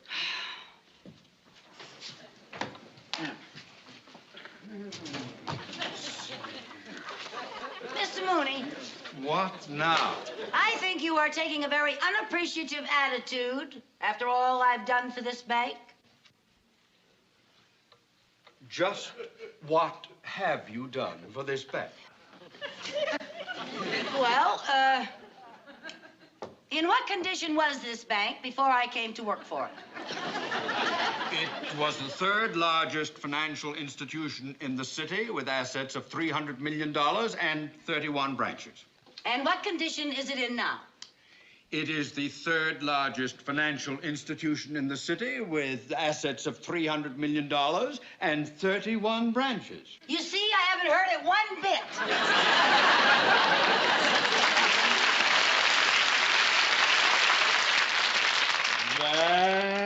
Back. I still think you ought to give me a raise. Nobody gives a raise. You have to earn it. Well, how? Either by being very efficient, which in your case is too ridiculous to discuss, or by performing some outstanding service for the bank. Like what? Well, Mr. Cheever gave his secretary an increase because she devised a new system of bookkeeping. She also suggested an advertising slogan for the bank. She also wears a sweater 2 sizes too small. Mrs. Carmichael, this is no time to be facetious. Now let me give you a word of advice. Remember, the laborer is worthy of his hire. The climb up the ladder of success is not easy. How do you suppose I got where I am today? You married the boss's daughter. I did not. She was his niece. I work very hard to maintain my position here. I work extra hours. For example, today I am having lunch in my office, so I can be here for an appointment with an important client.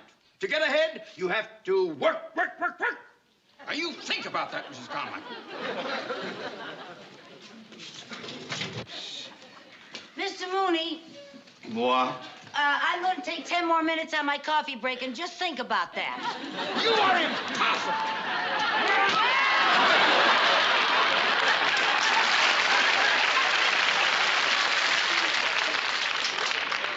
You got your new chair, huh?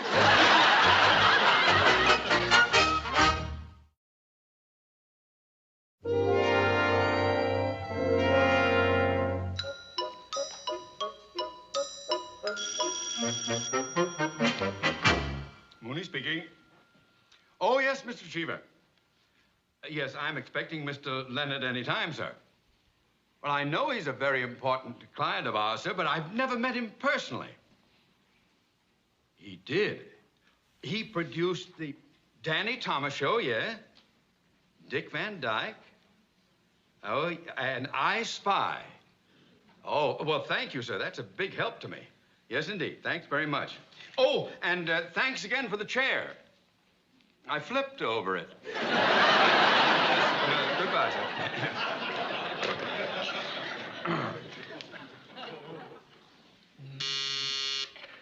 Yes?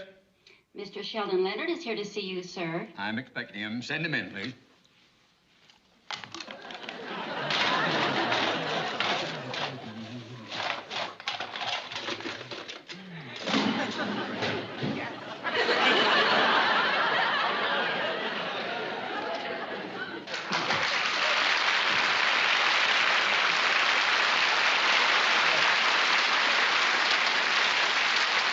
Mr.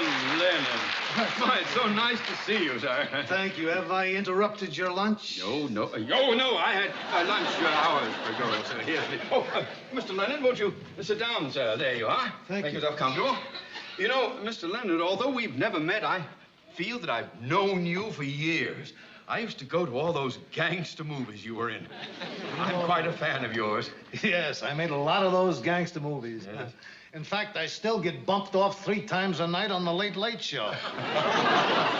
Well, you were so believable as a gangster. Maybe I was too believable. Every time I stepped out of the house, the cops arrested me. Well, now, surely you explained to them who you were. Well, yes, I did, but from force of habit, I'd say it like this. I'd say, all right, get your hands off of me, copper, or you'll wind up in a cement kimono.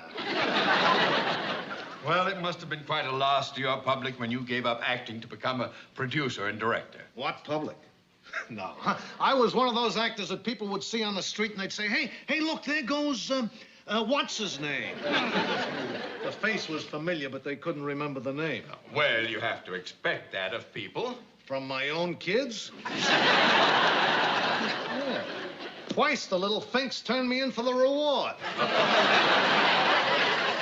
Well, I must say it was a lucky day for television when you gave up acting and became a producer. Oh, I don't know about that. Oh, yes, it was. It was indeed. Why, anyone who owns a television set today knows the name Sheldon Leonard. Except my kids.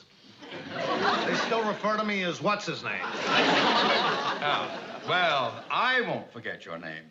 No, sir. I love those television shows of yours. There's that Danny Thomas show, the Dick Van Dyke, I Spy. That is the most wonderful show. The way you have worked that around so that the... Why, Mr. Leonard, you're blushing. Am I embarrassing you? Well, yes. Oh. But please continue. You forgot Andy Griffith's show and Gomer Pyle. Andy Griffith and Gomer Pyle, yes, and I understand that you're currently creating a new series. Well, yes, that's right. We're shooting the pilot now. You're shooting the pilot? That's an expression in television. It means that we're making a test, a sample film, you know. In fact, that's why I'm here to see you. Oh? Yes, we have a scene in which there's a bank holdup. And I think it would be more realistic if we filmed it in an actual bank. So, with your permission, I'd like to film it here. Film it here? Yes. In this bank? Yes. Well, now, I'd like to oblige you, Mr. Leonard, but that would disrupt our entire day.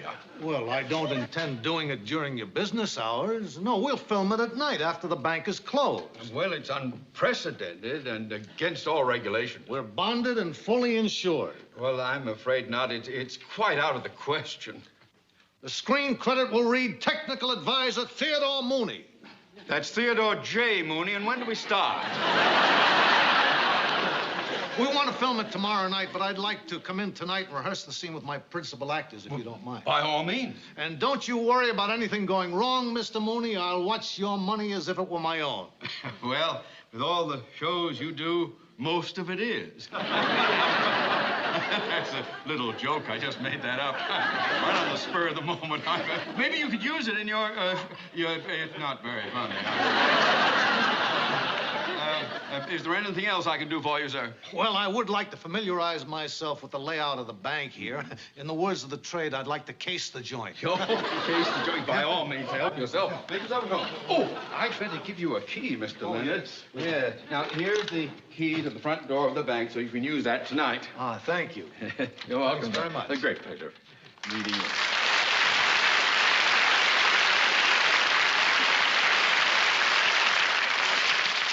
Technical advisor, Theodore J. Mooney.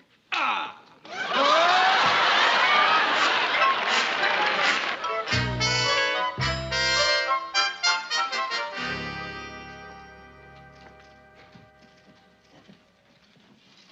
Uh-oh. The bank's kind of busy. Give me your check, Mary Jane. I'll have it cashed for you so you won't have to wait in line. Okay, thanks. Would you like the bills in any particular denomination? Well, I'd like it in tens, but it's only for $5. This'll only take a minute. Maggie, when you get a chance. What's the matter? Shh. What's the matter? Shh. The bank is going to be held up. Hold up. How do you know? That man behind us is a gangster. A gangster? Yeah, look. No, don't look. I don't want him to get suspicious. Now you can look. Don't look so long. Lucy, how do you know he's a gangster? Shh, because I recognize his face. Just look at him. Don't look. Well, are you sure he's a gangster? Of course I'm sure. Why, he's probably one of the 10 most wanted crooks in the whole country. Doesn't he look like a crook to you? Don't look. You know something? I think I saw his picture in the post office. Boy, he's got a criminal face if I ever saw one. With those beady eyes, that thin, cruel lips, and that low-slung forehead. And look at that receding chin. He hasn't got a receding chin. Shh. He probably had a chin job. We better call the police. Hey, we can't call the police. He hasn't done anything yet. I'm going over and see if I can hear what he's saying.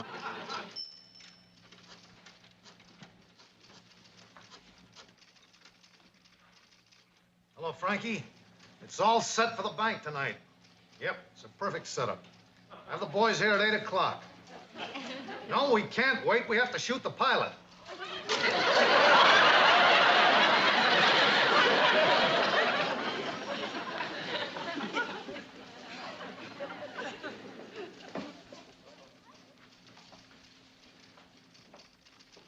I was right. He is going to rob the bank tonight. Not only that, he's going to make his escape in a stolen airplane. How do you know? He just said he was going to shoot the pilot. Let's call the police. No, now, wait a minute. We don't have any evidence. Well, you said he was going to rob the bank tonight. Yeah. And I'm going to be right here when he does. Lucy, you're crazy. No, I'm not. The minute he starts robbing this bank, I'm going to catch him red-handed. You better tell Mr. Mooney. I will not. There's probably a reward out for that crook. Mr. Mooney's the type who would keep it.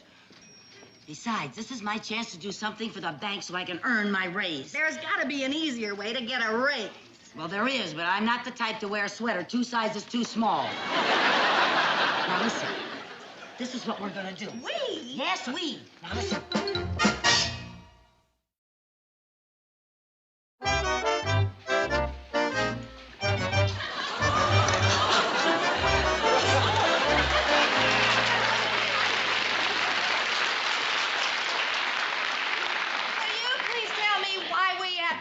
Like trick or treat. I already told you, so they'll think we're scrub women and not kill us. Well, I hope not. I wouldn't want to get caught dead in this outfit. Never mind. Hey, Charlie, you wait for the car.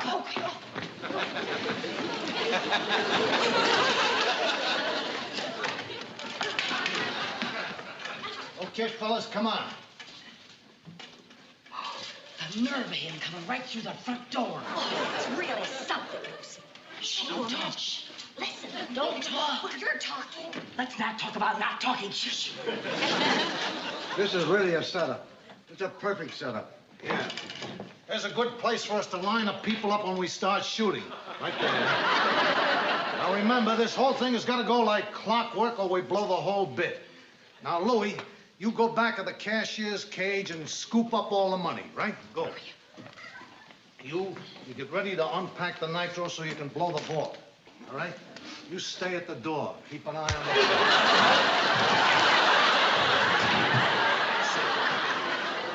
We can... Louie. Hey, Louie. Now, where did he get to? What's the matter, boss? Louie disappeared. Go get him, will you? You bet. Now, I want you to remember that you got to keep an eye on this door all the time. You can shoot through here. You should shoot him right through there. That's pretty good. Harry. Hey, Harry. Harry, Louie. Where did they get to? Everybody is disappearing here. Go find them, will you? Okay, I'll get them. Bring them out. I got to talk to them.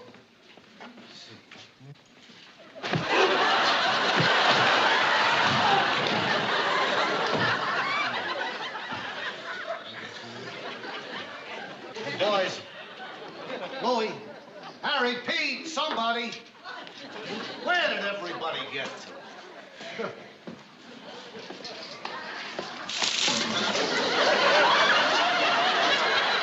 What are you doing? Oh, excuse me. I thought we was here alone. No, we wasn't here alone. How? Did you see some men go back there? Men? Yeah. If there was men back there, do you think we'd be out here? I'd better go see for myself.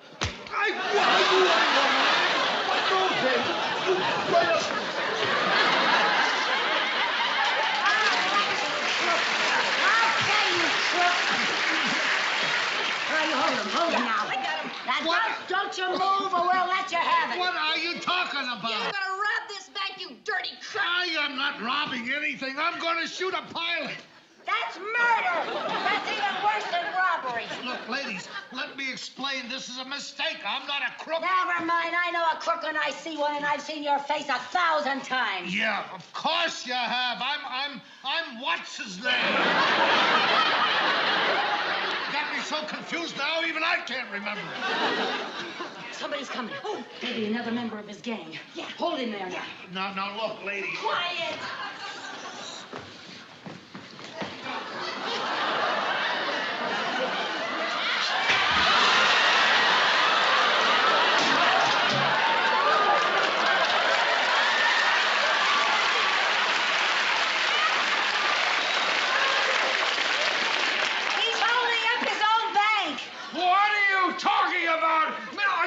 What's going on here? What's going on? Mr. Mooney, he was robbing your bank. Oh, he's not doing anything of He's the a kind. big crook, boy. Get your hands We up. got him. Come on, get your hands off him. You don't know what you're talking about. Oh, I don't know what you're talking about. He's got a whole bunch of men here. Oh, He was robbing the bank.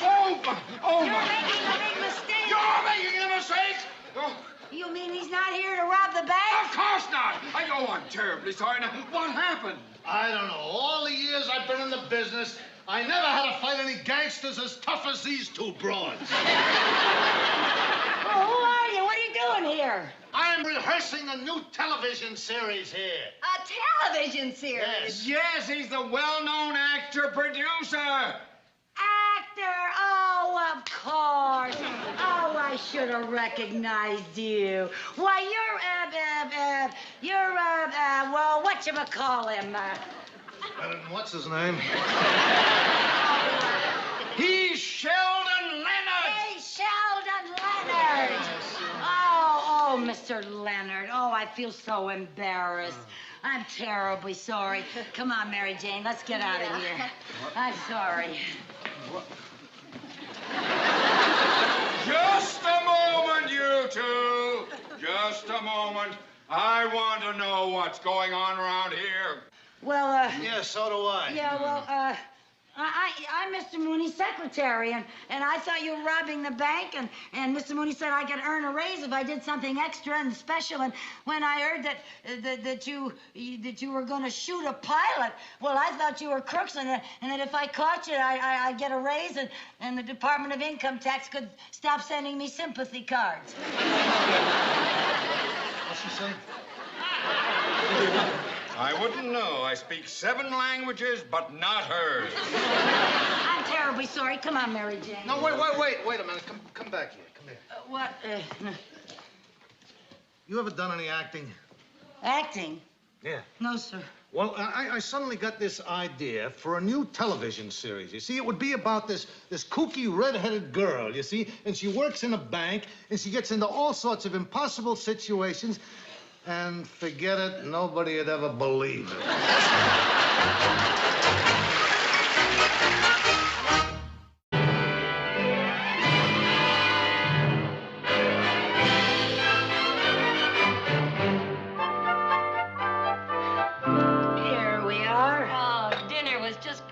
Lucy. Thanks for inviting me. Oh, it's a pleasure, Doris.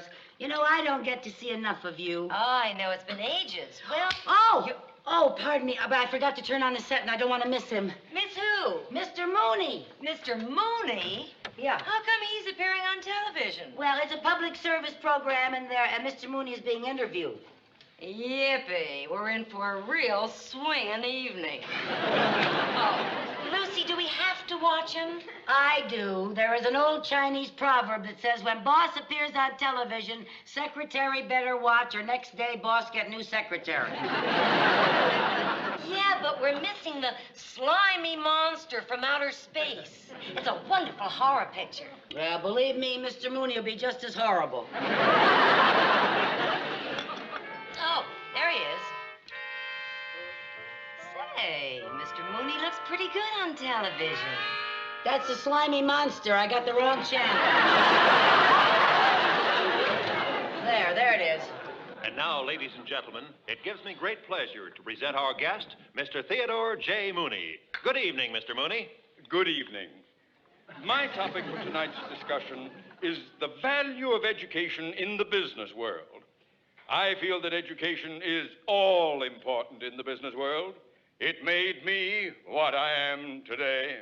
Oh, come now. Don't blame that on education. If I do say so myself, I have a well-rounded background. That comes from sitting on his chair all day.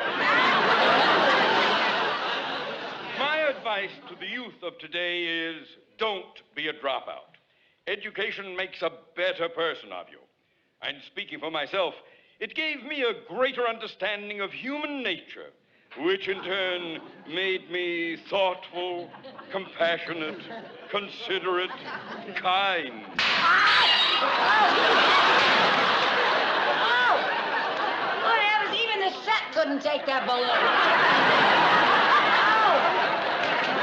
Dear, I wonder if I can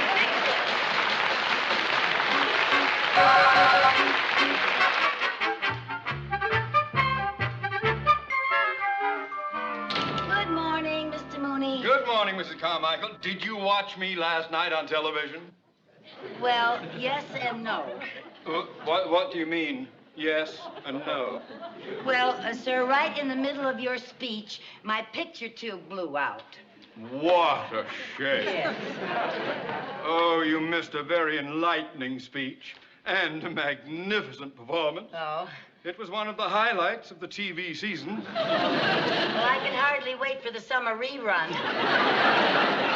It also made a great impression on Mr. Cheever, too. Oh? Oh, yes, it inspired him, in fact, to pass a new rule for the bank. A new rule? Oh, that reminds me, I have to dictate a memo on that. Please bring your book. Yes, sir. Let me see, I have it here. I'm ready, sir. Good.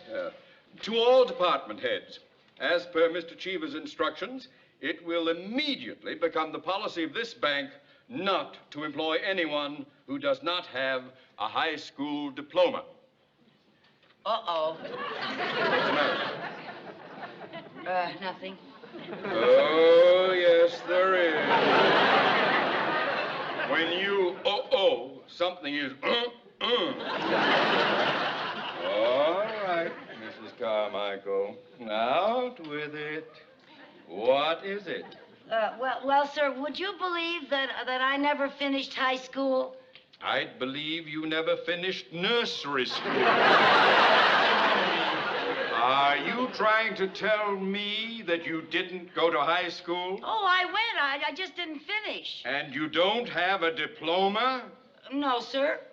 Oh, what a shame.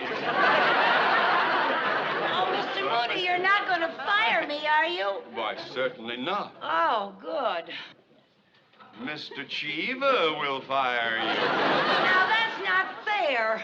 I was very close to getting my diploma. It was my senior year, and it was the final week, just time of examinations, and I got the measles.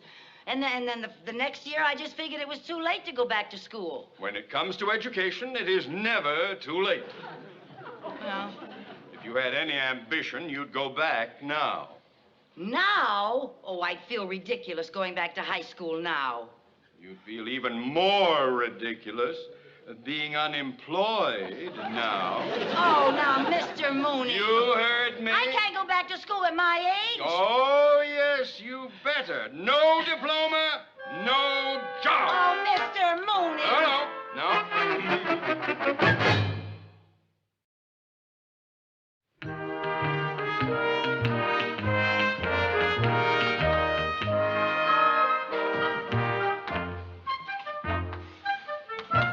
Pardon me, sir. The admissions office said to give this to the teacher. Oh, that's Mr. Willick over there. Oh. Oh, Mr. Willick? Yes. The admissions office said to give that to you. Oh, thank you. You're going to be a student here? Yes, sir. Oh, well, just take a seat. Lucille. Yes, thank you.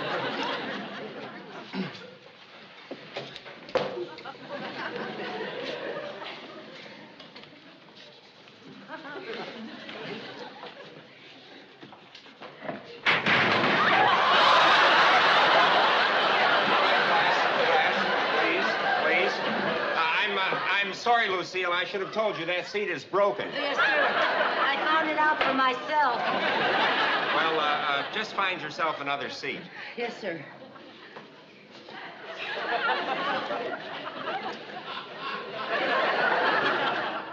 All right, class. You'll all open your books now to the chapter on equations. It's all finished, sir. Oh, thank you, John.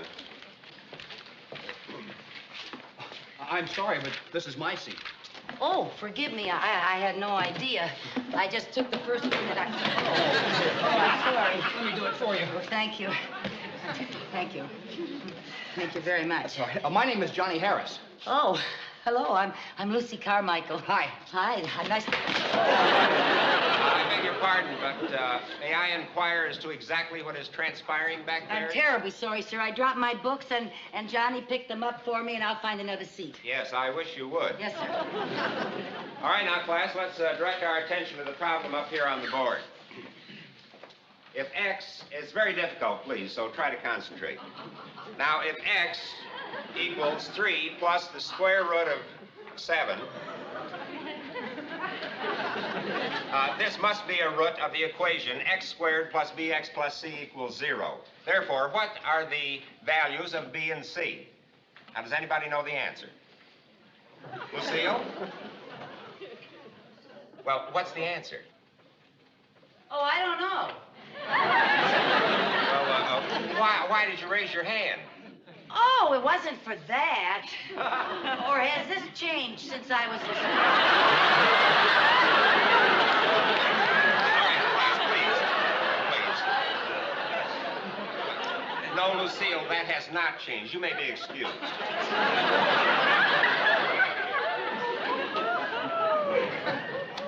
Now...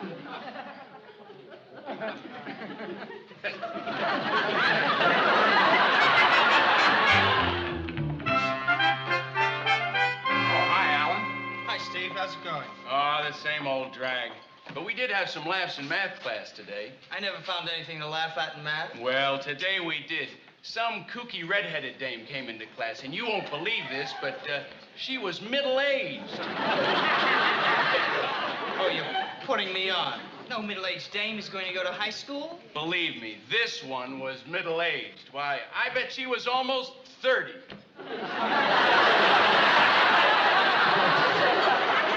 Pardon me.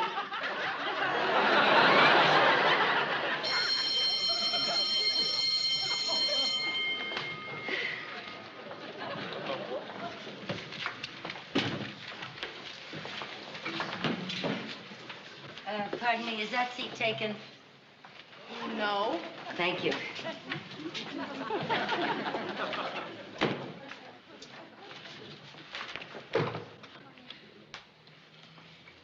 Class, we have a new student with us today. Will Lucille Carmichael please stand up?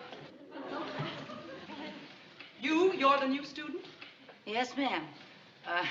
I've come back to school to get my diploma. That's very commendable. Thank you. Class, we're going to study anatomy today. Oh, Lucille, did you ever take biology? Biology? Yes, ma'am. Do you remember skeletal construction? You mean knowing how he's put together? Yes. Oh, yes, I think I remember that. Well, good.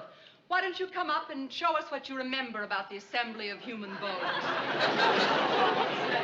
It's been quite a few years since I put any of them together, but I think I can remember. I always used to use little memory hints, you know, like 30 days has September, April, June, and November, and all the rest of 31. You know that one. That always helped me. And then another one I remember was Columbus sailed the ocean blue in 1492. Those things always helped me a lot. Well, just show us what you remember about bones. Yes, ma'am. Let's see. Is it all right if I start down here? Any place you like. Well, that's a toe bone. And the toe bone's connected to the foot bone. And the foot bone's connected to the heel bone.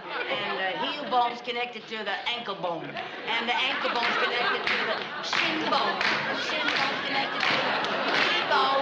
The knee bone's connected to the thigh bone. The thigh bone's connected to the hip bone. The hip bone's connected to the neck bone. The neck bone's connected to the neck bone. The neck bone's connected to the chin bone. The chin bone's connected to the nose bone. The nose bone's connected to the head bone. That's the way it goes.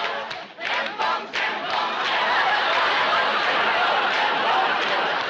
bones, them bones, them bones, thigh bones. That's the way it goes.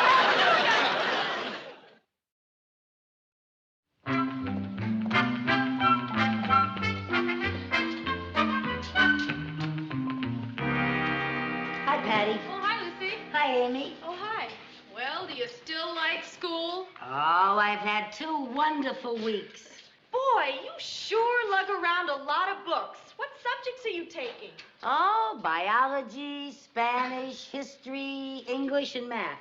Oh, those subjects are a drag. Why don't you take some easier ones like most of the kids do? What are they taking? Oh, driver's training, ceramics, basket weaving, and volleyball. Well, it sounds like fun, but I have to take what I need to get my diploma. What happens if you don't get your diploma? Your mama gonna spank you?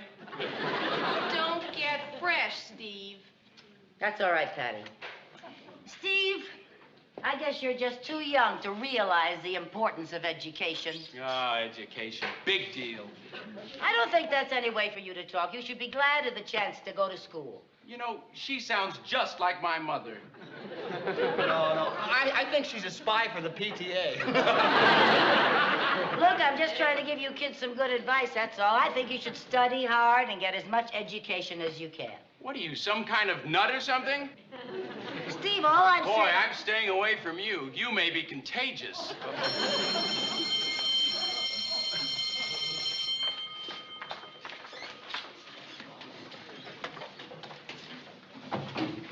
All right, settle down. Let's come to order. I marked your homework papers last night, and most of you did very well. Especially you, Lucille. Oh, thank you, sir. And, Stephen. Yeah? Do you know so much about American history that you think it's unnecessary to do your homework? Oh, I had something, I was doing something else that night. I couldn't do my homework. Like what? I had to wax my surfboard. Well, good for you. I'm glad to know you weren't wasting your time foolish.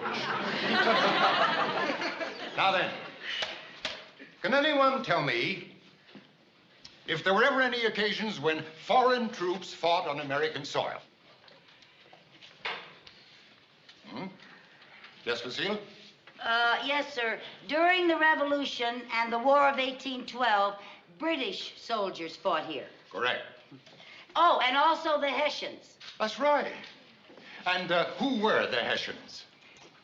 Lucille? They were German mercenary soldiers hired by the British to fight against the colonists in the Revolution. Right again. Lucille, I must compliment you. You certainly know a lot about early American history. She should. She lived through most of it.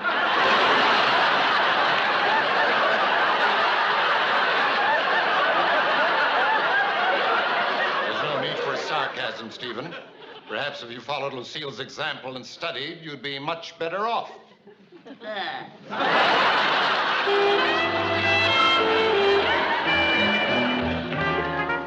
Hey, Johnny. Huh? Come here. Look. What's that? Itching powder. Itching powder? What are you going to do with it? Well, there's a certain redhead who's just itching to learn. Well, today she's going to learn something new. Oh, gee, I don't think you ought to do it. Why not? It's good for a few laughs. Well... Look, you just take a pinch of this stuff, you stick it down her back, and she goes crazy. It'll be funny. Here she goes. Hi, Lucy. Oh, hi, Steve. Look, I want to apologize for the way I've been chopping at you lately. Oh, it's all right. Yeah, I haven't been very nice, and, well, I'd like to make a fresh start. Well, fine, Steve. We'll start from scratch. Yeah, we'll start from scratch. Okay, Steve.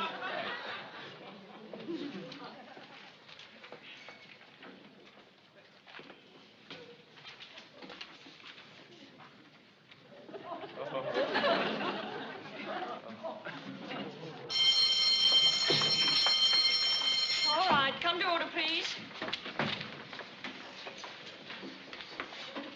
Now, we'll continue with yesterday's discussion of Hamlet.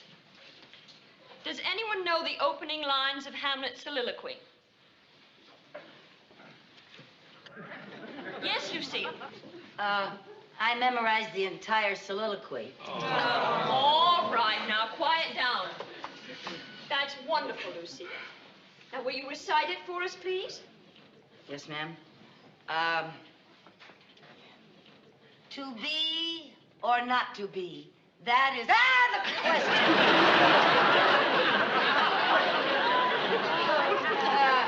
Whether 'tis nobler in the mind to suffer the slings and arrows of outrageous fortune, or to take arms against a sea of trouble, and by opposing end them, to die, to sleep no more, and by a sleep to say we scratched. I mean, we end the heartaches and the 1,000 natural shocks that flesh is heir to. 'Tis a consummation devoutly to be wished. To die, to sleep, perchance to dream. Aye, there's the rub.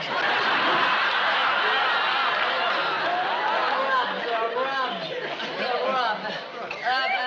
As Shakespeare said, all the world's a stage, and I'm going to make my exit now.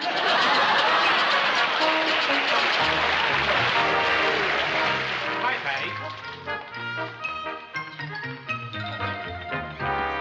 Hey, what's bugging you?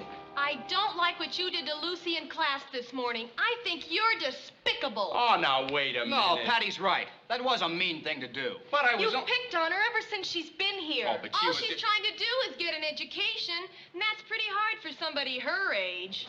And she's okay, too. She found out it was you who put the itching powder down her back, but she didn't think on you. Okay, enough already. As far as I'm concerned, you are a creep. Yeah, come on, kids. Let's get away from him. He may be contagious.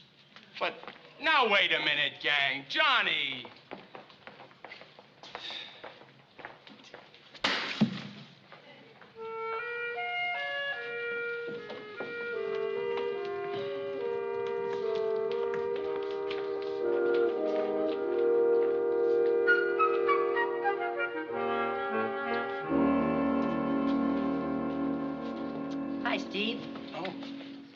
Hi, Lucy. Aren't you mad at me? Well, it wasn't a very nice thing to do to me, but I realized it was just a teenage prank. You know, Steve, you may find it hard to believe, but I was once a teenager myself. Hey, you are really okay. Thank you. And you're pretty smart, too. Me, smart? Oh, are you kidding?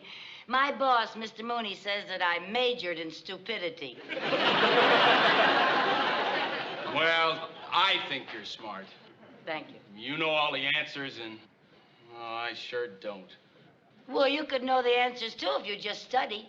And you know something, Steve? You better start studying. The final exams are only 2 weeks away. I goofed away the whole term. It's too late to start studying now. Never too late to get an education. Now, look, I'll tell you what. I'll help you, if you like. I'll study with you. We'll study together. Well, gee, that'd be great. And if I pass, I'll make it up to you. I'll take you to the senior prom. Oh, Steve, thank you, but I couldn't go to the prom with you. I'm old enough to be your sister. Gee, I'd like to do something to show my appreciation. Well, there is something you could do for me. What? Scratch my back. All the way, all the way, all the way. All the way, all the way.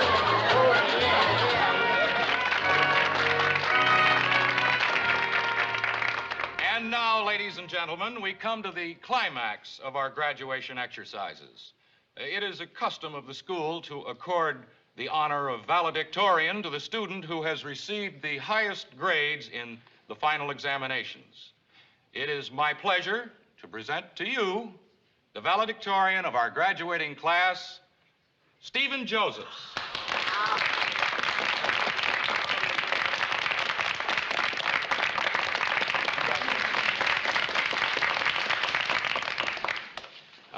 Thank you, Mr. Potter. I want to tell you how grateful I am for this honor. If I'm deserving of it, it's only because of the help I received from the faculty and from one of my fellow students. And since I couldn't have done it without her, I would like to award the title of honorary valedictorian to Lucille Carmichael.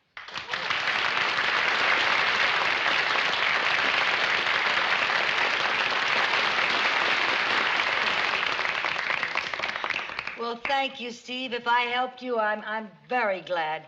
I needed plenty of help, too.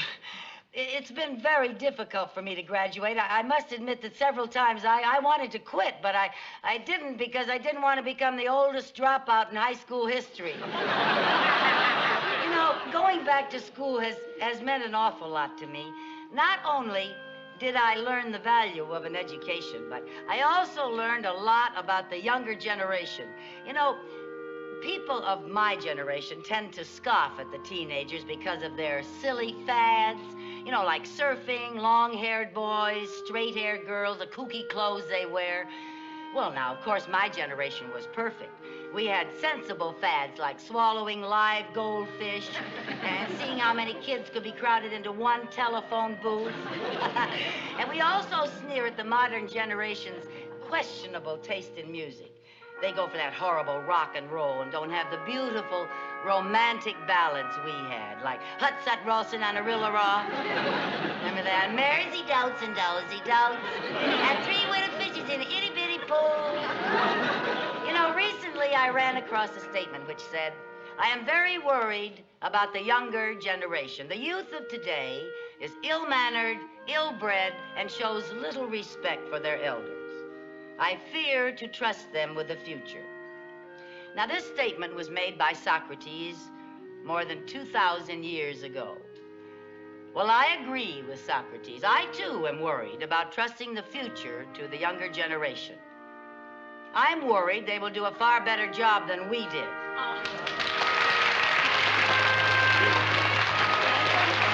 Carmichael. Mrs. Carmichael. Oh, Oh, Mr. Mooney, I didn't know you were here. Oh, I wouldn't have missed it for the world. Congratulations. Oh, I got my diploma. Yes, you did. Don't let that diploma go to your head. You'll be at the bank on time tomorrow. Oh, I got my job back. Yes, oh, you did. Thank you, Mr.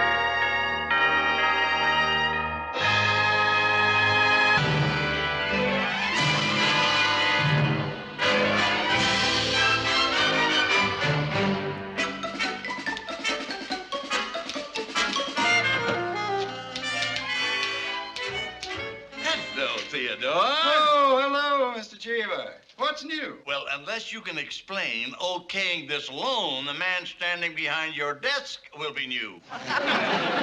What loan? This loan for $1,200. They have filed bankruptcy proceedings and left us holding the bag. Oh, sir, this is dated April the 20th. That's when I was away on vacation. Nevertheless, the initial okay came from this office. Well, now, TJM, yes. I don't remember. Now, Mr. Mooney, when you left me in charge, you told me to use my initiative.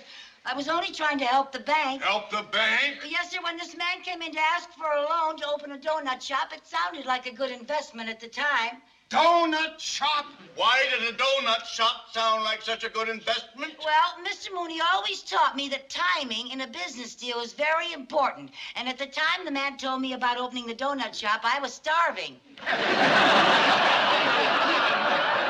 When you initiate any more bad loans in this office, and you really will be starving.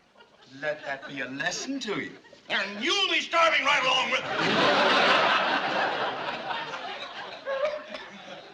Well, I hope you're satisfied. Oh, I'm sorry, but I'm only human.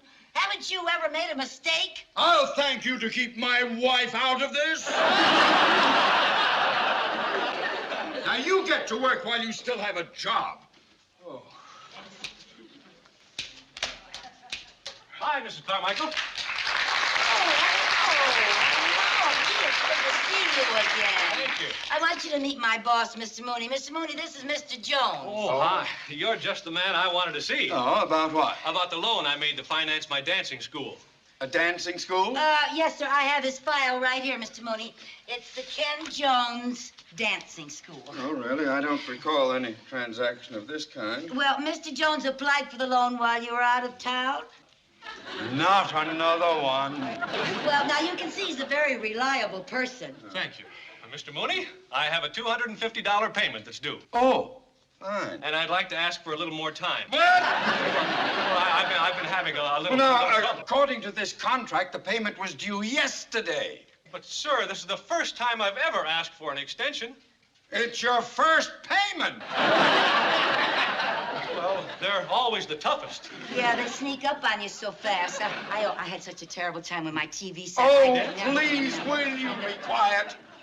I'll be in a terrible mess if Mr. Cheever hears about this. Sir, all I need is a little more time. You see, it takes a while for a business like a dancing school to get started. Oh, I'm not interested in your problems. I'll simply have to foreclose and liquidate your assets. What assets? The equipment you have listed right here is collateral. Oh, you mean the stuff I've got stored in the back of my place? What kind of stuff is it? I don't know. It used to be a donut shop. Donut shop? Oh, that's going to be nice to explain to Mr. Cheever. But look, Mr. Mooney, if you went to the loan department and asked for a little extension, then maybe Mr. Jones would have time to make his first payment, and Mr. Cheever wouldn't have to know anything about it. Oh, no, I don't think I could do that. Now, you've always said that the financial structure of a bank is built on helping small business. With your kind of help, this bank will become a small business. Oh, well, all right. I'll see what I can do. I won't guarantee anything. I don't know what to get into these messes. Mrs. Carmichael, I'm sorry I caused you all this trouble. Oh, now, it's not your fault, but you did seem so confident, you know, when you told me about opening your dancing school. Yeah, well, I guess I just didn't have enough money to get started. You know, I can't afford to advertise my school on television. To get pupils, I have to depend on word of mouth. Oh, well, maybe I can help. I got a big mouth.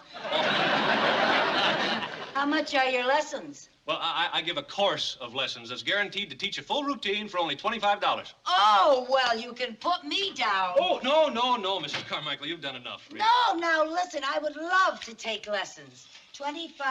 There you are. Gee, thank you. Well, you know, just for that, I'm going to see that you star in my first recital. Star in a... Oh, my goodness. Well, what kind of dancing do you teach? Well, it's professional dancing. Like what? Well, a variation of tap and soft shoe. Well, I think I can show you better than I can tell you. Oh. Let me see. Da da da ya, ba bum dum ba bum dum da da. See, da da dum ba bum bum bum bum bum bum and do do do do do do da da da da dum bum bum bum bum bum bum bum bum bum. What are you doing?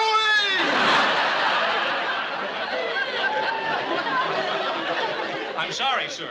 Oh, Mr. Mooney, everything's going to be all right. I just bought $25 worth of dancing lessons. That's all I need. You in a tutu.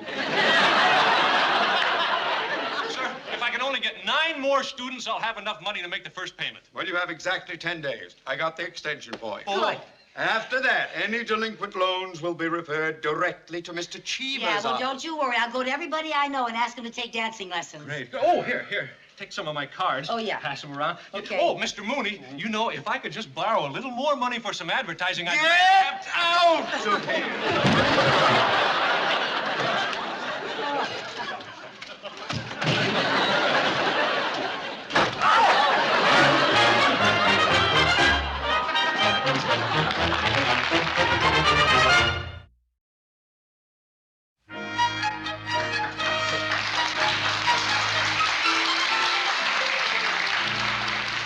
Miss, I'd like to cash a check, please.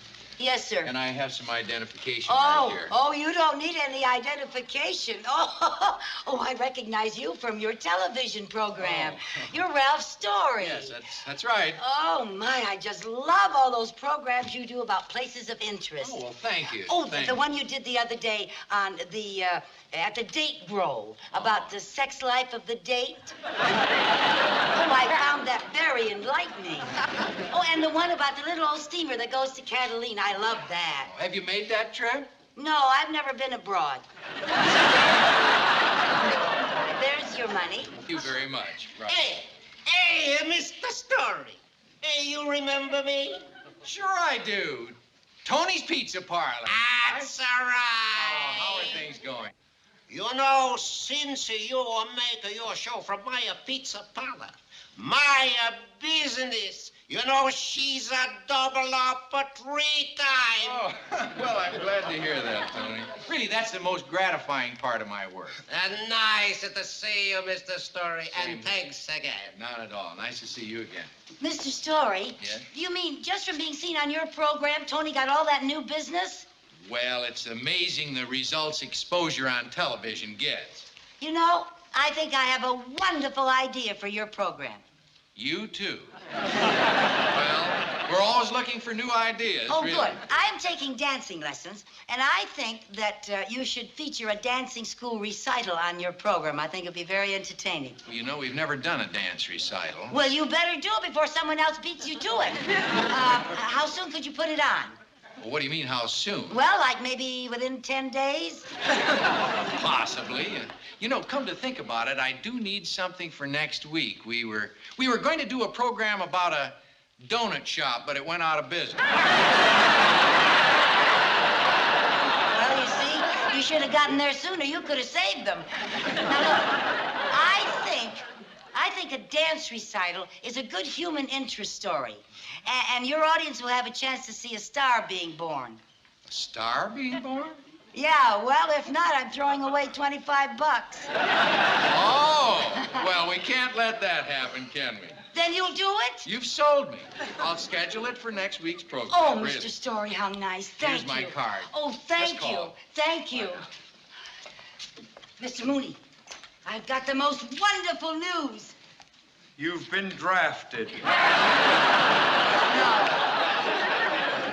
Ralph Story is going to feature a recital from Ken Jones Dancing School.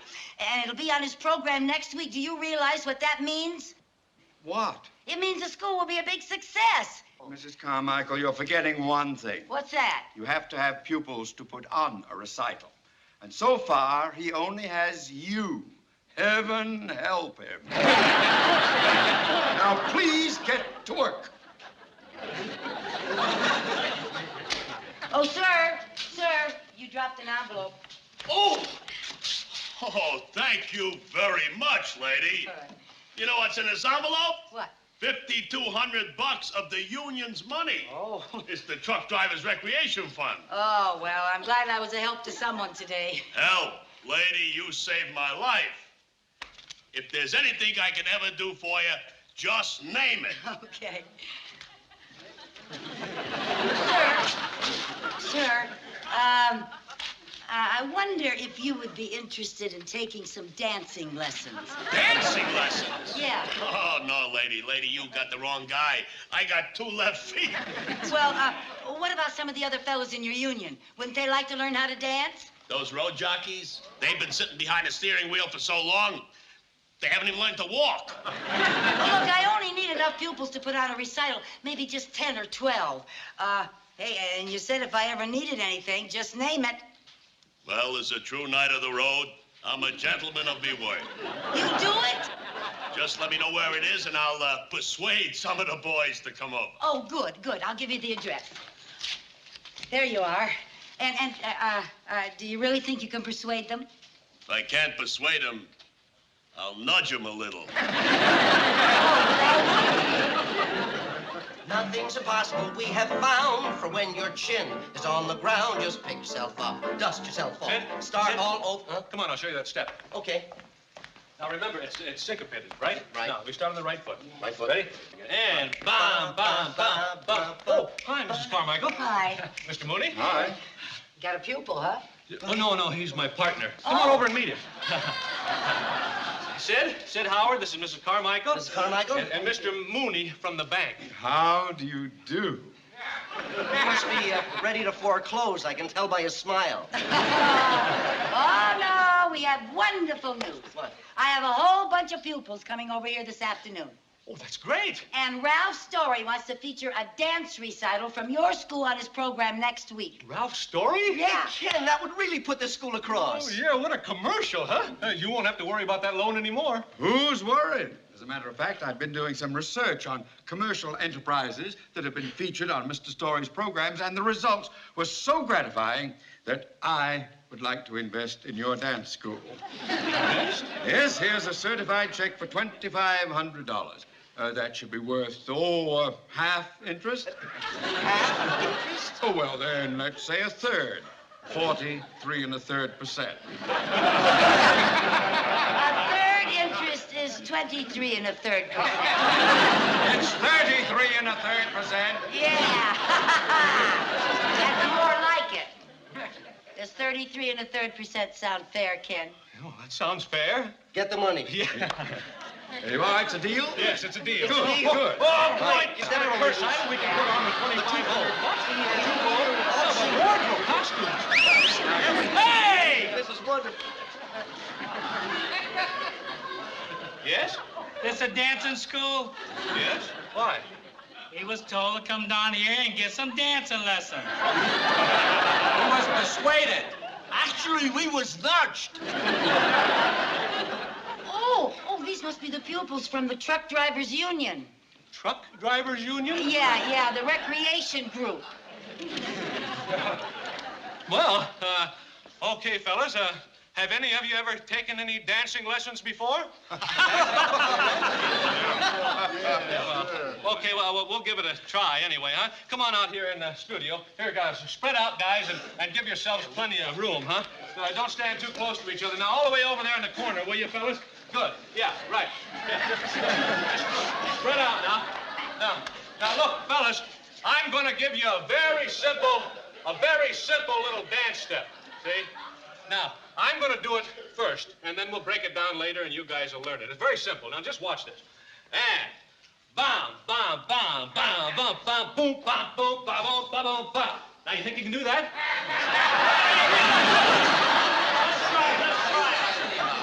Let's try it. Mrs. Carmichael, get me my check back. No, now, Mr. Mooney, a deal is a deal. Now, give him a chance. Shh, be quiet. Okay, let's try that step again, huh, fellas? You ain't gonna make no twinkle toes out of us. We're truck drivers. We drive a truck. Yeah, fellas, I got an idea that's going to make it a whole lot easier for all of you. Now, here, just think of the dance floor as the floorboard on your truck, see? Now, try this with me, will you? Here, try this. Step on the clutch. Yeah, good. Now, on the gas. Good. Now, step on the brake. Now, back on the clutch again. And the brake. Kick open the door. Step out. And go back and try it all over again. Not bad, fellas, not bad.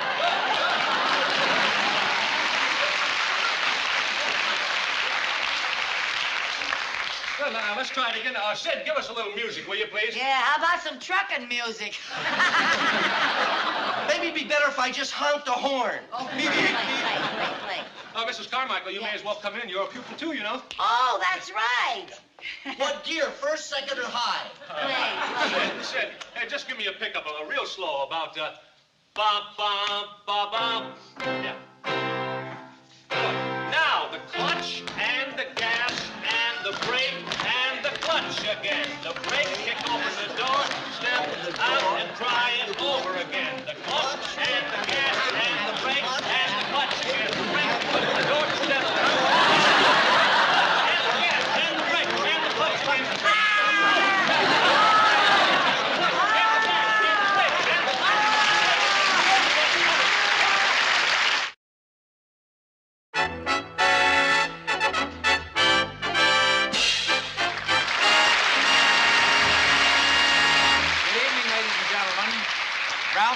Here in Los Angeles. Tonight, our program is slightly smaller than the birth of a nation, but slightly larger than the birth of a baby. In showbiz terms, we call it a star is born. And it proves once again that a little luck, a little talent, and a little hard work will get you absolutely nowhere. Now, our future star is a bank employee named Mrs. Carmichael, assisted by Ken Jones, the dancing master, and 12 representatives of the local trucking union who drive by day and dance by night. So, you see, this is one show that really should be on the road. So, lights, music, and curtain.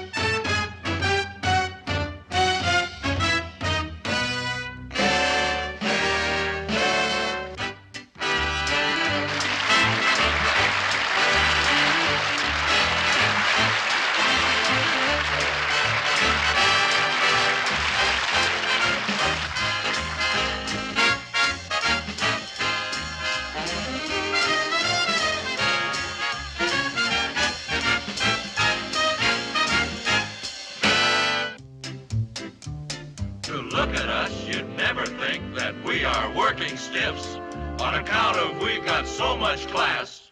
No ands or buts or ifs. But hauling loads out on the roads, we're rough, we're tough, we swear. But when work is done and we've made our run, we become quite debonair.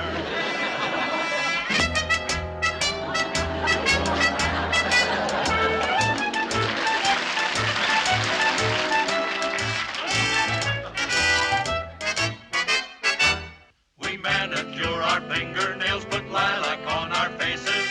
Thanks to dancing lessons, we've acquired social graces.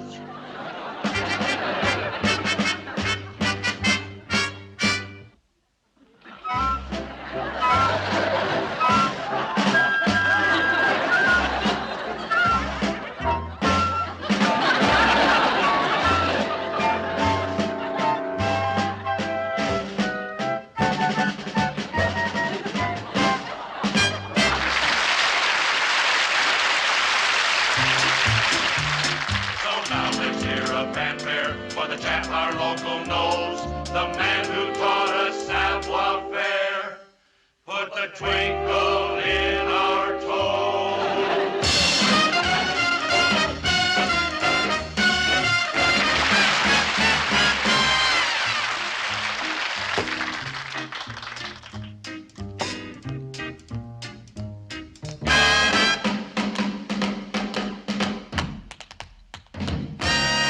Stepping out with my baby, can't go wrong, 'cause I'm in right. It's for sure, not for maybe, that I'm all dressed up tonight. Stepping out with my honey, can't be bad to feel so good. Never felt quite so sunny, and I keep on knocking wood. There'll be smooth sailing, 'cause I'm trimming the sail. With a bright shine on my shoes and on my nails. Stepping out with my baby, can't go wrong, 'cause I'm in right.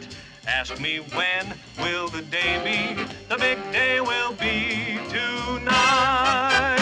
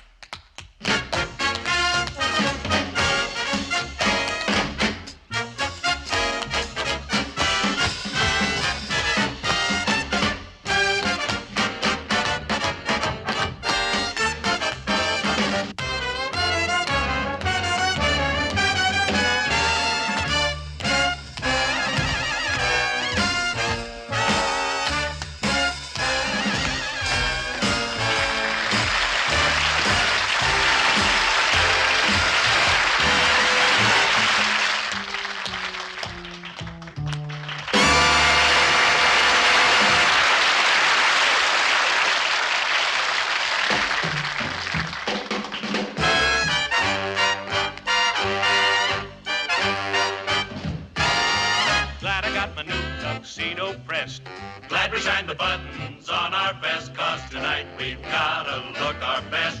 Lucy's back in town.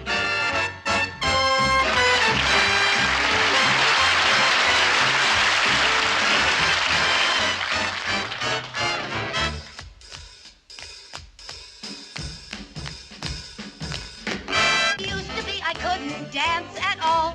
Never got invited to a ball, but I'm learning now, so grab a wall. Lucy's back in town. Didn't know her left foot from her right. Had to be a stay at home each night. Now she's so way out, she's out of sight. Lucy's back in town.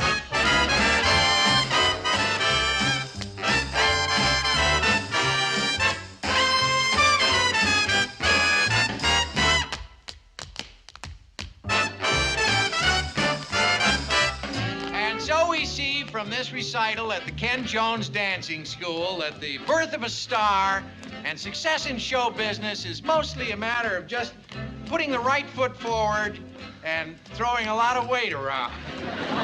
Incidentally, Ken, the phone's been ringing backstage, and civic groups, union groups, recreation clubs, they've all called, and they'd all like to put their feet in your hands. Hey, we've got it made! Yeah! Nothing's impossible, we have found. For when your chin is on the ground, just pick yourself up, dust yourself off, and start all over again. Work like a soul inspired, till the battle of the day is won. You may be sick and tired, but you'll be a man, my son.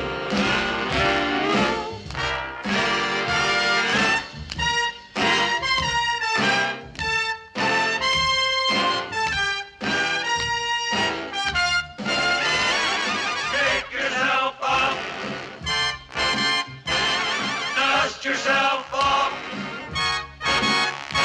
and start all over again.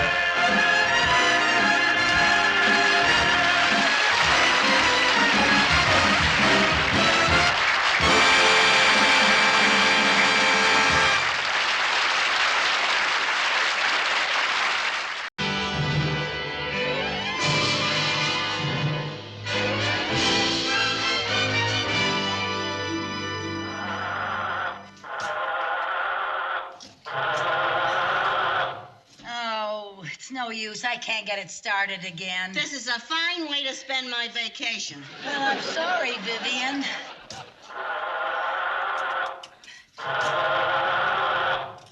This thing sounds just like a wounded bull. Well,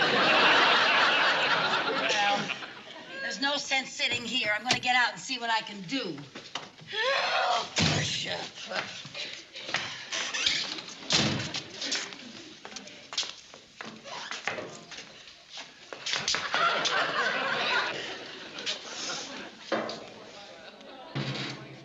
What are you looking for? Well, how do I know? If this is what everybody else does. You better get your head out of that thing. It looks hungry. Oh, boy, we could sure use a man in this situation. We could use a man in any situation. Maybe a car will come along soon and give us a lift, or at least send us a mechanic. That car doesn't need a mechanic. It needs Medicare. Where did you get that fugitive from a junk pile? Now, Viv, it's all I can afford. It'll get us where we want to go. Oh, it will? Then what are we doing out here in the middle of nowhere? I was trying to save a little time by taking a shortcut. I want to see the ocean. I know. Just be patient. Patient? I'm only out here on a 10-day vacation. Oh, I just thought of something. What?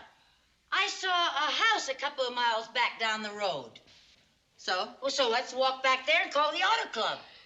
Oh, no, I'm not going to hike back 2 miles down this road. Why not? Because I've got skinny shoes and wide feet, that's why. Yeah. Stop squawking and start walking. Come on.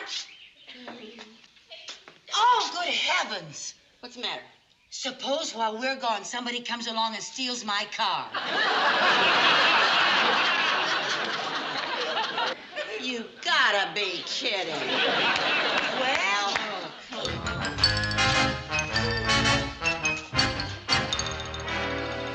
How can I convince you that you should do this picture? I'm your agent. I wouldn't steer you wrong. Listen to me, dear. It's a dynamite part. The studio is dying for you to do it. The salary is absolutely fantastic. Now, please, will you okay the deal, Joan?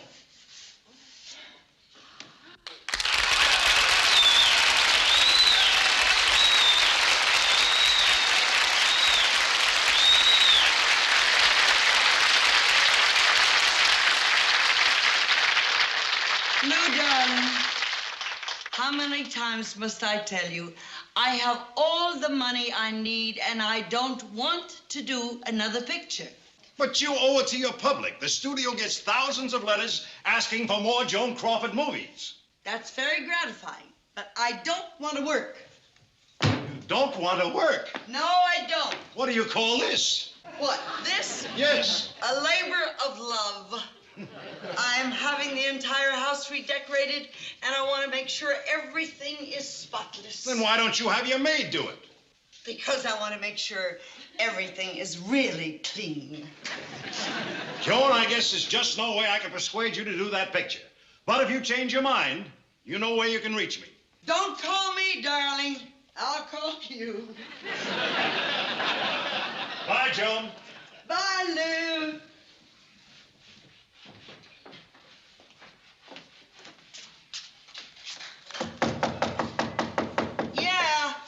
Excuse the intrusion, but her car broke down, and we'd like to use your phone to call the automobile club.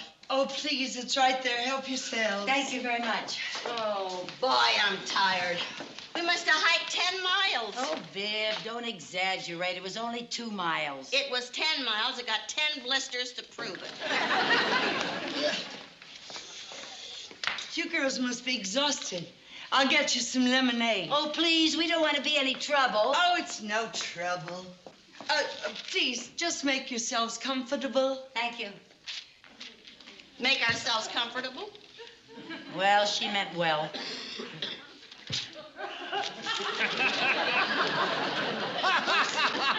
What? Did she look kind of familiar to you? Come to think of it, yeah. Here's Here's something you can sit on and rest while I make the lemonade, okay? And it won't be long. Thank you. Joan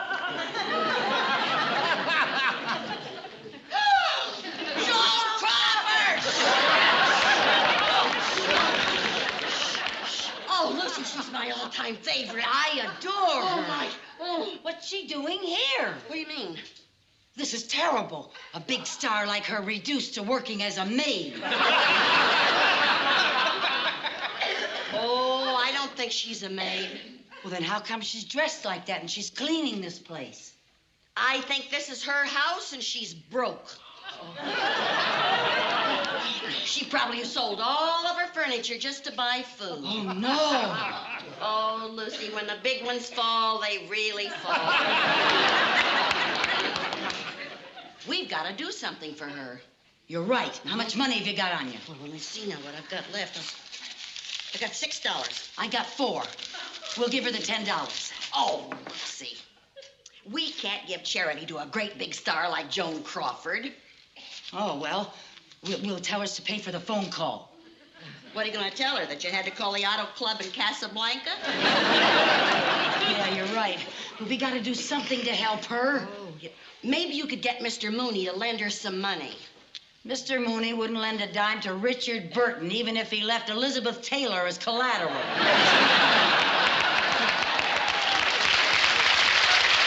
Oh, now, Lucy, maybe he wouldn't hurt to ask him. Now, Here you are, girls. Oh, that's very nice of you. Oh, by the way, I do hope you'll excuse the appearance of my house. Oh, your house is beautiful. oh, yes, it's so nice and spacious. Thank you, but it does look better with the little furniture in it. But yesterday, they came and took it all away. But by the way, I decided to have some with you because I haven't had anything to eat all day. Well, we understand. Oh, sure we do. Let's drink a toast to happier days. I'll drink to that. Me too. Cheers.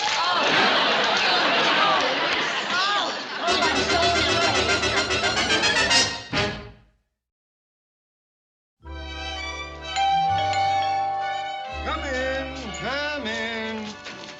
Hi there.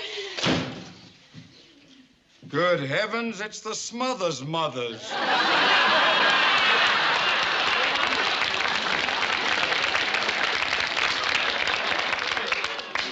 Well, what ill wind blows you my way? Mr. Mooney, I'm sorry to bother you on a Sunday, but I want to borrow $100. Oh, you've been sitting out in the sun too long. Mr. Mooney, you've got to lend me $100. Why? Well, you see, we found a famous movie star living in an empty house. No furniture, nothing to eat. She's starving, and I want the money to buy her some food. A likely story. Well, it's the truth. Now, you'll never believe this, but the star is Joan Crawford. Joan Crawford? Yes, Mildred Pierce. How terrible. Why, she's my all-time favorite. Yeah. Why, Joan Crawford has given me hours of delightful entertainment. I just adore that woman. Yeah. Girls, I will personally lay out the money. You will? Yes. Then we'll split it 3 ways. Let's go to the market right now and buy her some food, huh? Yeah. Oh, Mr. Mooney, Miss Crawford doesn't know that we know who she is. Oh, no, we've got to figure out some way of giving her the food now without embarrassing her. Yeah. Well, now, wait a minute. You're forgetting one thing. What? Giving her food isn't enough. We have to find her a job so she can support herself. That's right. I hadn't thought of that. And it has to be an acting job. That's right. Now, what do we do? Well, now, let me see. Acting job. I have a friend who has a little theater downtown. I'll write a play for her. Oh, she's in trouble enough now. No, I'll tell you what we'll do. We'll go shopping, then on our way to her house, we'll put our heads together and think of a plan. After all, 2 heads are better than 1. Yeah, and we got 3 heads. Well, yes, if you can count yours, but Lou, darling, I I feel very flattered that they doubled their offer, but even if they gave me 3 times the money, I'd still say no. I don't need it. I don't want to work. Uh-oh. I'll have to hang up now. Somebody's at the door. Come in. Yeah, all right, if you want to call me later, go ahead.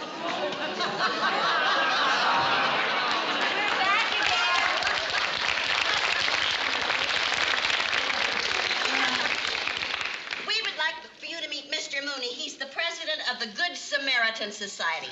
How do you do, Mr. Mooney? How do you do? These are for you. Yes. Yep.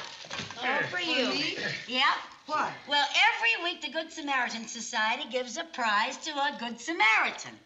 And this week you won it for giving us those refreshments and letting us make that phone call. Well, this is very nice, but I... Good heaven! What's the matter? You're Joan Crawford! Yes, sir, I am. Oh, it's Joan Crawford. And he didn't even recognize her. Thank you. I do appreciate winning all this. And I'm sure you can find somebody else who really needs it. Tut, Miss Crawford. You were the exceptional person. We never change our selection. No. In that case, I accept with thanks. Your organization sounds like a very wonderful one. Now, if there's anything I can ever do for you or it, don't hesitate to call on me, please. Oh, we'll just call on you right now because our organization is putting on a show. Oh, and you can star in it. Yes. I don't know about that. It's for charity, Miss Crawford. You'll be helping a lot of needy people. All right. If it's for charity, I'll be glad to appear. Oh, wonderful, wonderful. Good. We'll make all the arrangements and let you know. You don't have to worry about a thing. No. I'd like to be a good hostess and offer you some cake and coffee, but you see, my maid is off today. Oh, now then we understand. However, I still have some lemonade left. I'll be right back. Oh, she's so nice. Oh, that is a dear, sweet soul. Yes. She still has a little lemonade left. Yeah. Well, I'm so happy she agreed to appear on the show. That's half the battle. And when we do put on the show, I'll see to it that the audience is packed with movie producers. Oh, and when they see how beautiful she is, she's sure to get a job. Yeah. I think. Here you are. Oh, it's so nice of you. I'm sorry this is all I can offer you.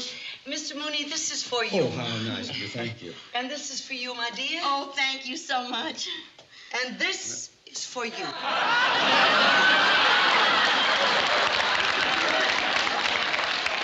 She gave her a paper cup because when we were here this morning, she had I'll tell you all about it later. Well, now, let's all drink a toast to the success of the show.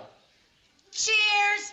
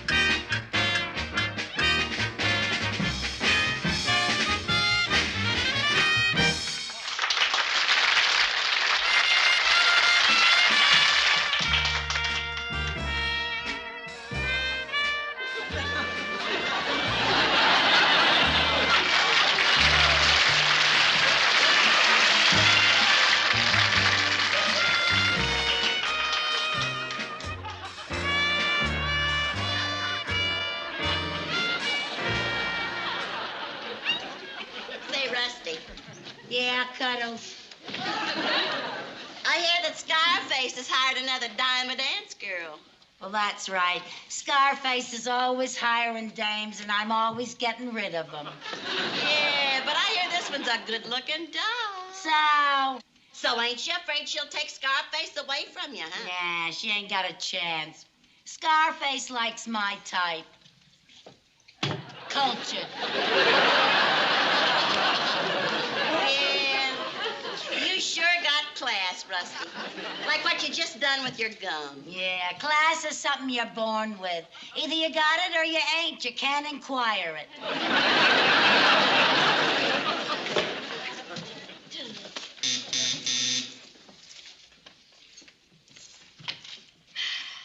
Come on in.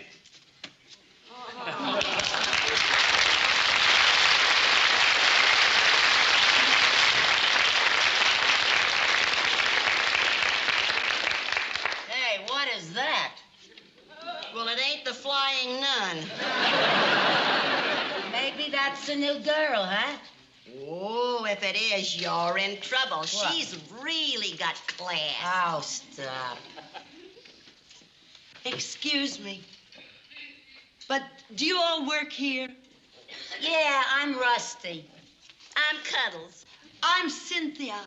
Cynthia? I'm the new girl. Oh, yeah? Well, sit down, kid. We'll teach you the ropes. Thank you, ma'am. Oh, thank you. You know, I just can't tell you how happy I am to meet y'all. I just love being here. Well, now, look, Honeysuckle Rose. You're inside now, so why don't you get rid of that umbrella? Oh, I'm sure enough sorry, ma'am. I'll take care of it for you. Thank you, ma'am.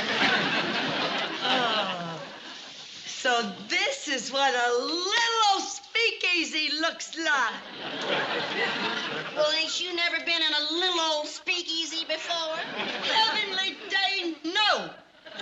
Well, then how come you took this job? Well, I have to work. Oh.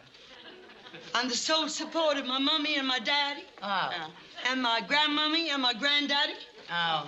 And my 4 nieces, my nephew, and my 5 sisters. Oh. I'm also putting my brother through medical school. Well, honey, all you're gonna earn here is 10 cents a dance. How do you expect to feed all them relatives? Oh, I'm taking all the doggy bags home. Well, bold my weevil. The drinks are on the house. What'll you have, girls? Gin. Milk. Milk? But I never drink hard liquor. Oh, look, kid. Gin isn't hard liquor. Gin's just short for ginger ale. I didn't know that.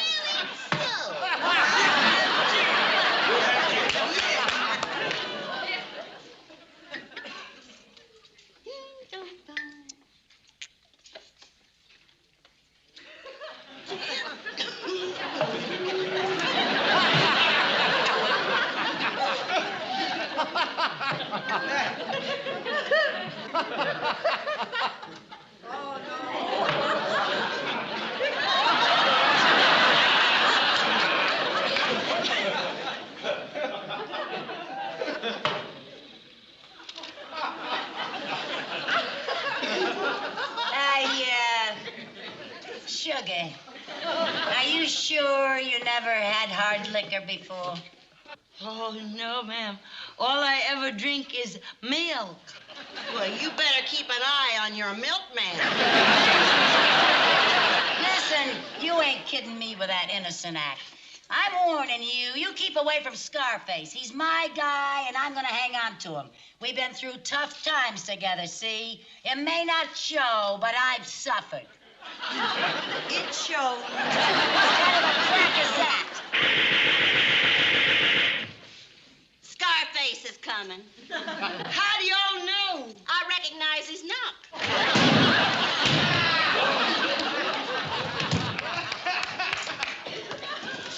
Okay, Chief.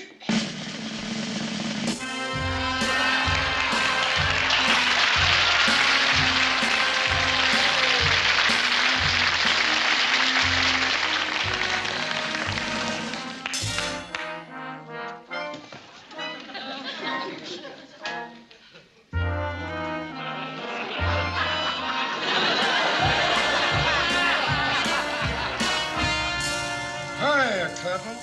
Hi. Hiya, Rusty. Hi. Hello,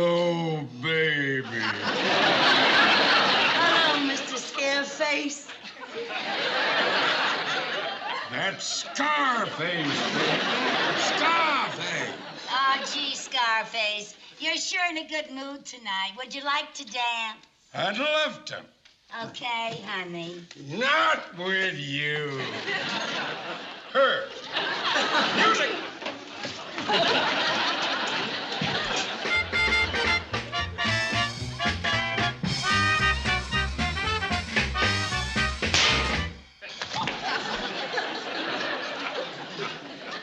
You sit this one out.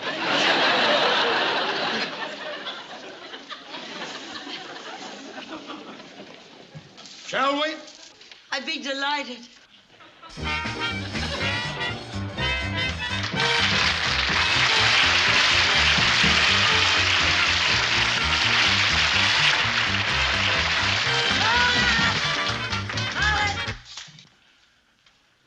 I'd like to talk to you. Yes, ma'am.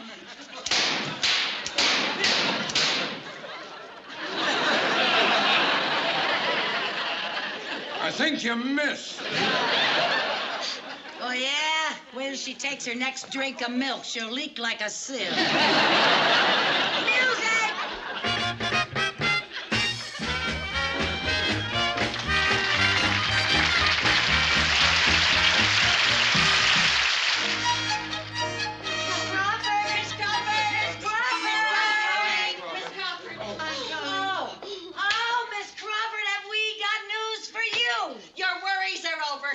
Oh, please don't tell me I won another Good Samaritan award.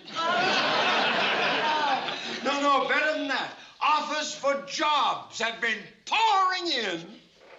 Jobs? Yes. Joe, producers have been calling me all morning with picture offers for you because of some benefit you played last night. Oh, the producers saw her in the show that we put on. But I don't want any. Oh, now, Miss Crawford, please don't let your pride stand in your way. Joni, you owe it to your public to make another motion picture, even though you don't need the money. That's right, even if you don't.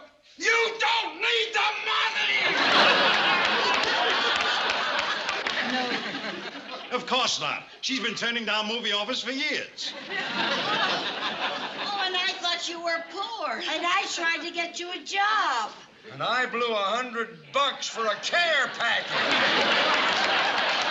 Oh, Mrs. Carmichael, as usual, this is your fault. Oh, now, Mr. Mooney, I thought she was broke, the way she was dressed, and there wasn't a stick of furniture around here. I'm sorry. I forgot to tell you I was redecorating the house. Oh. And, Mr. Mooney, your basket of food was not wasted. I donated it to a very worthy charity. Oh, good. Then it's deductible. Yes. I know. I'm deducting it.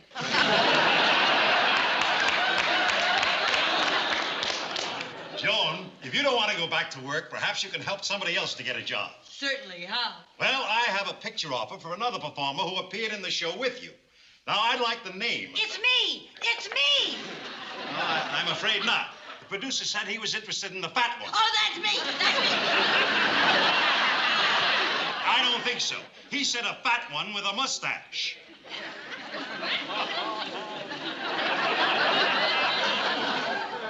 Oh, well, when you've got it, you've got it.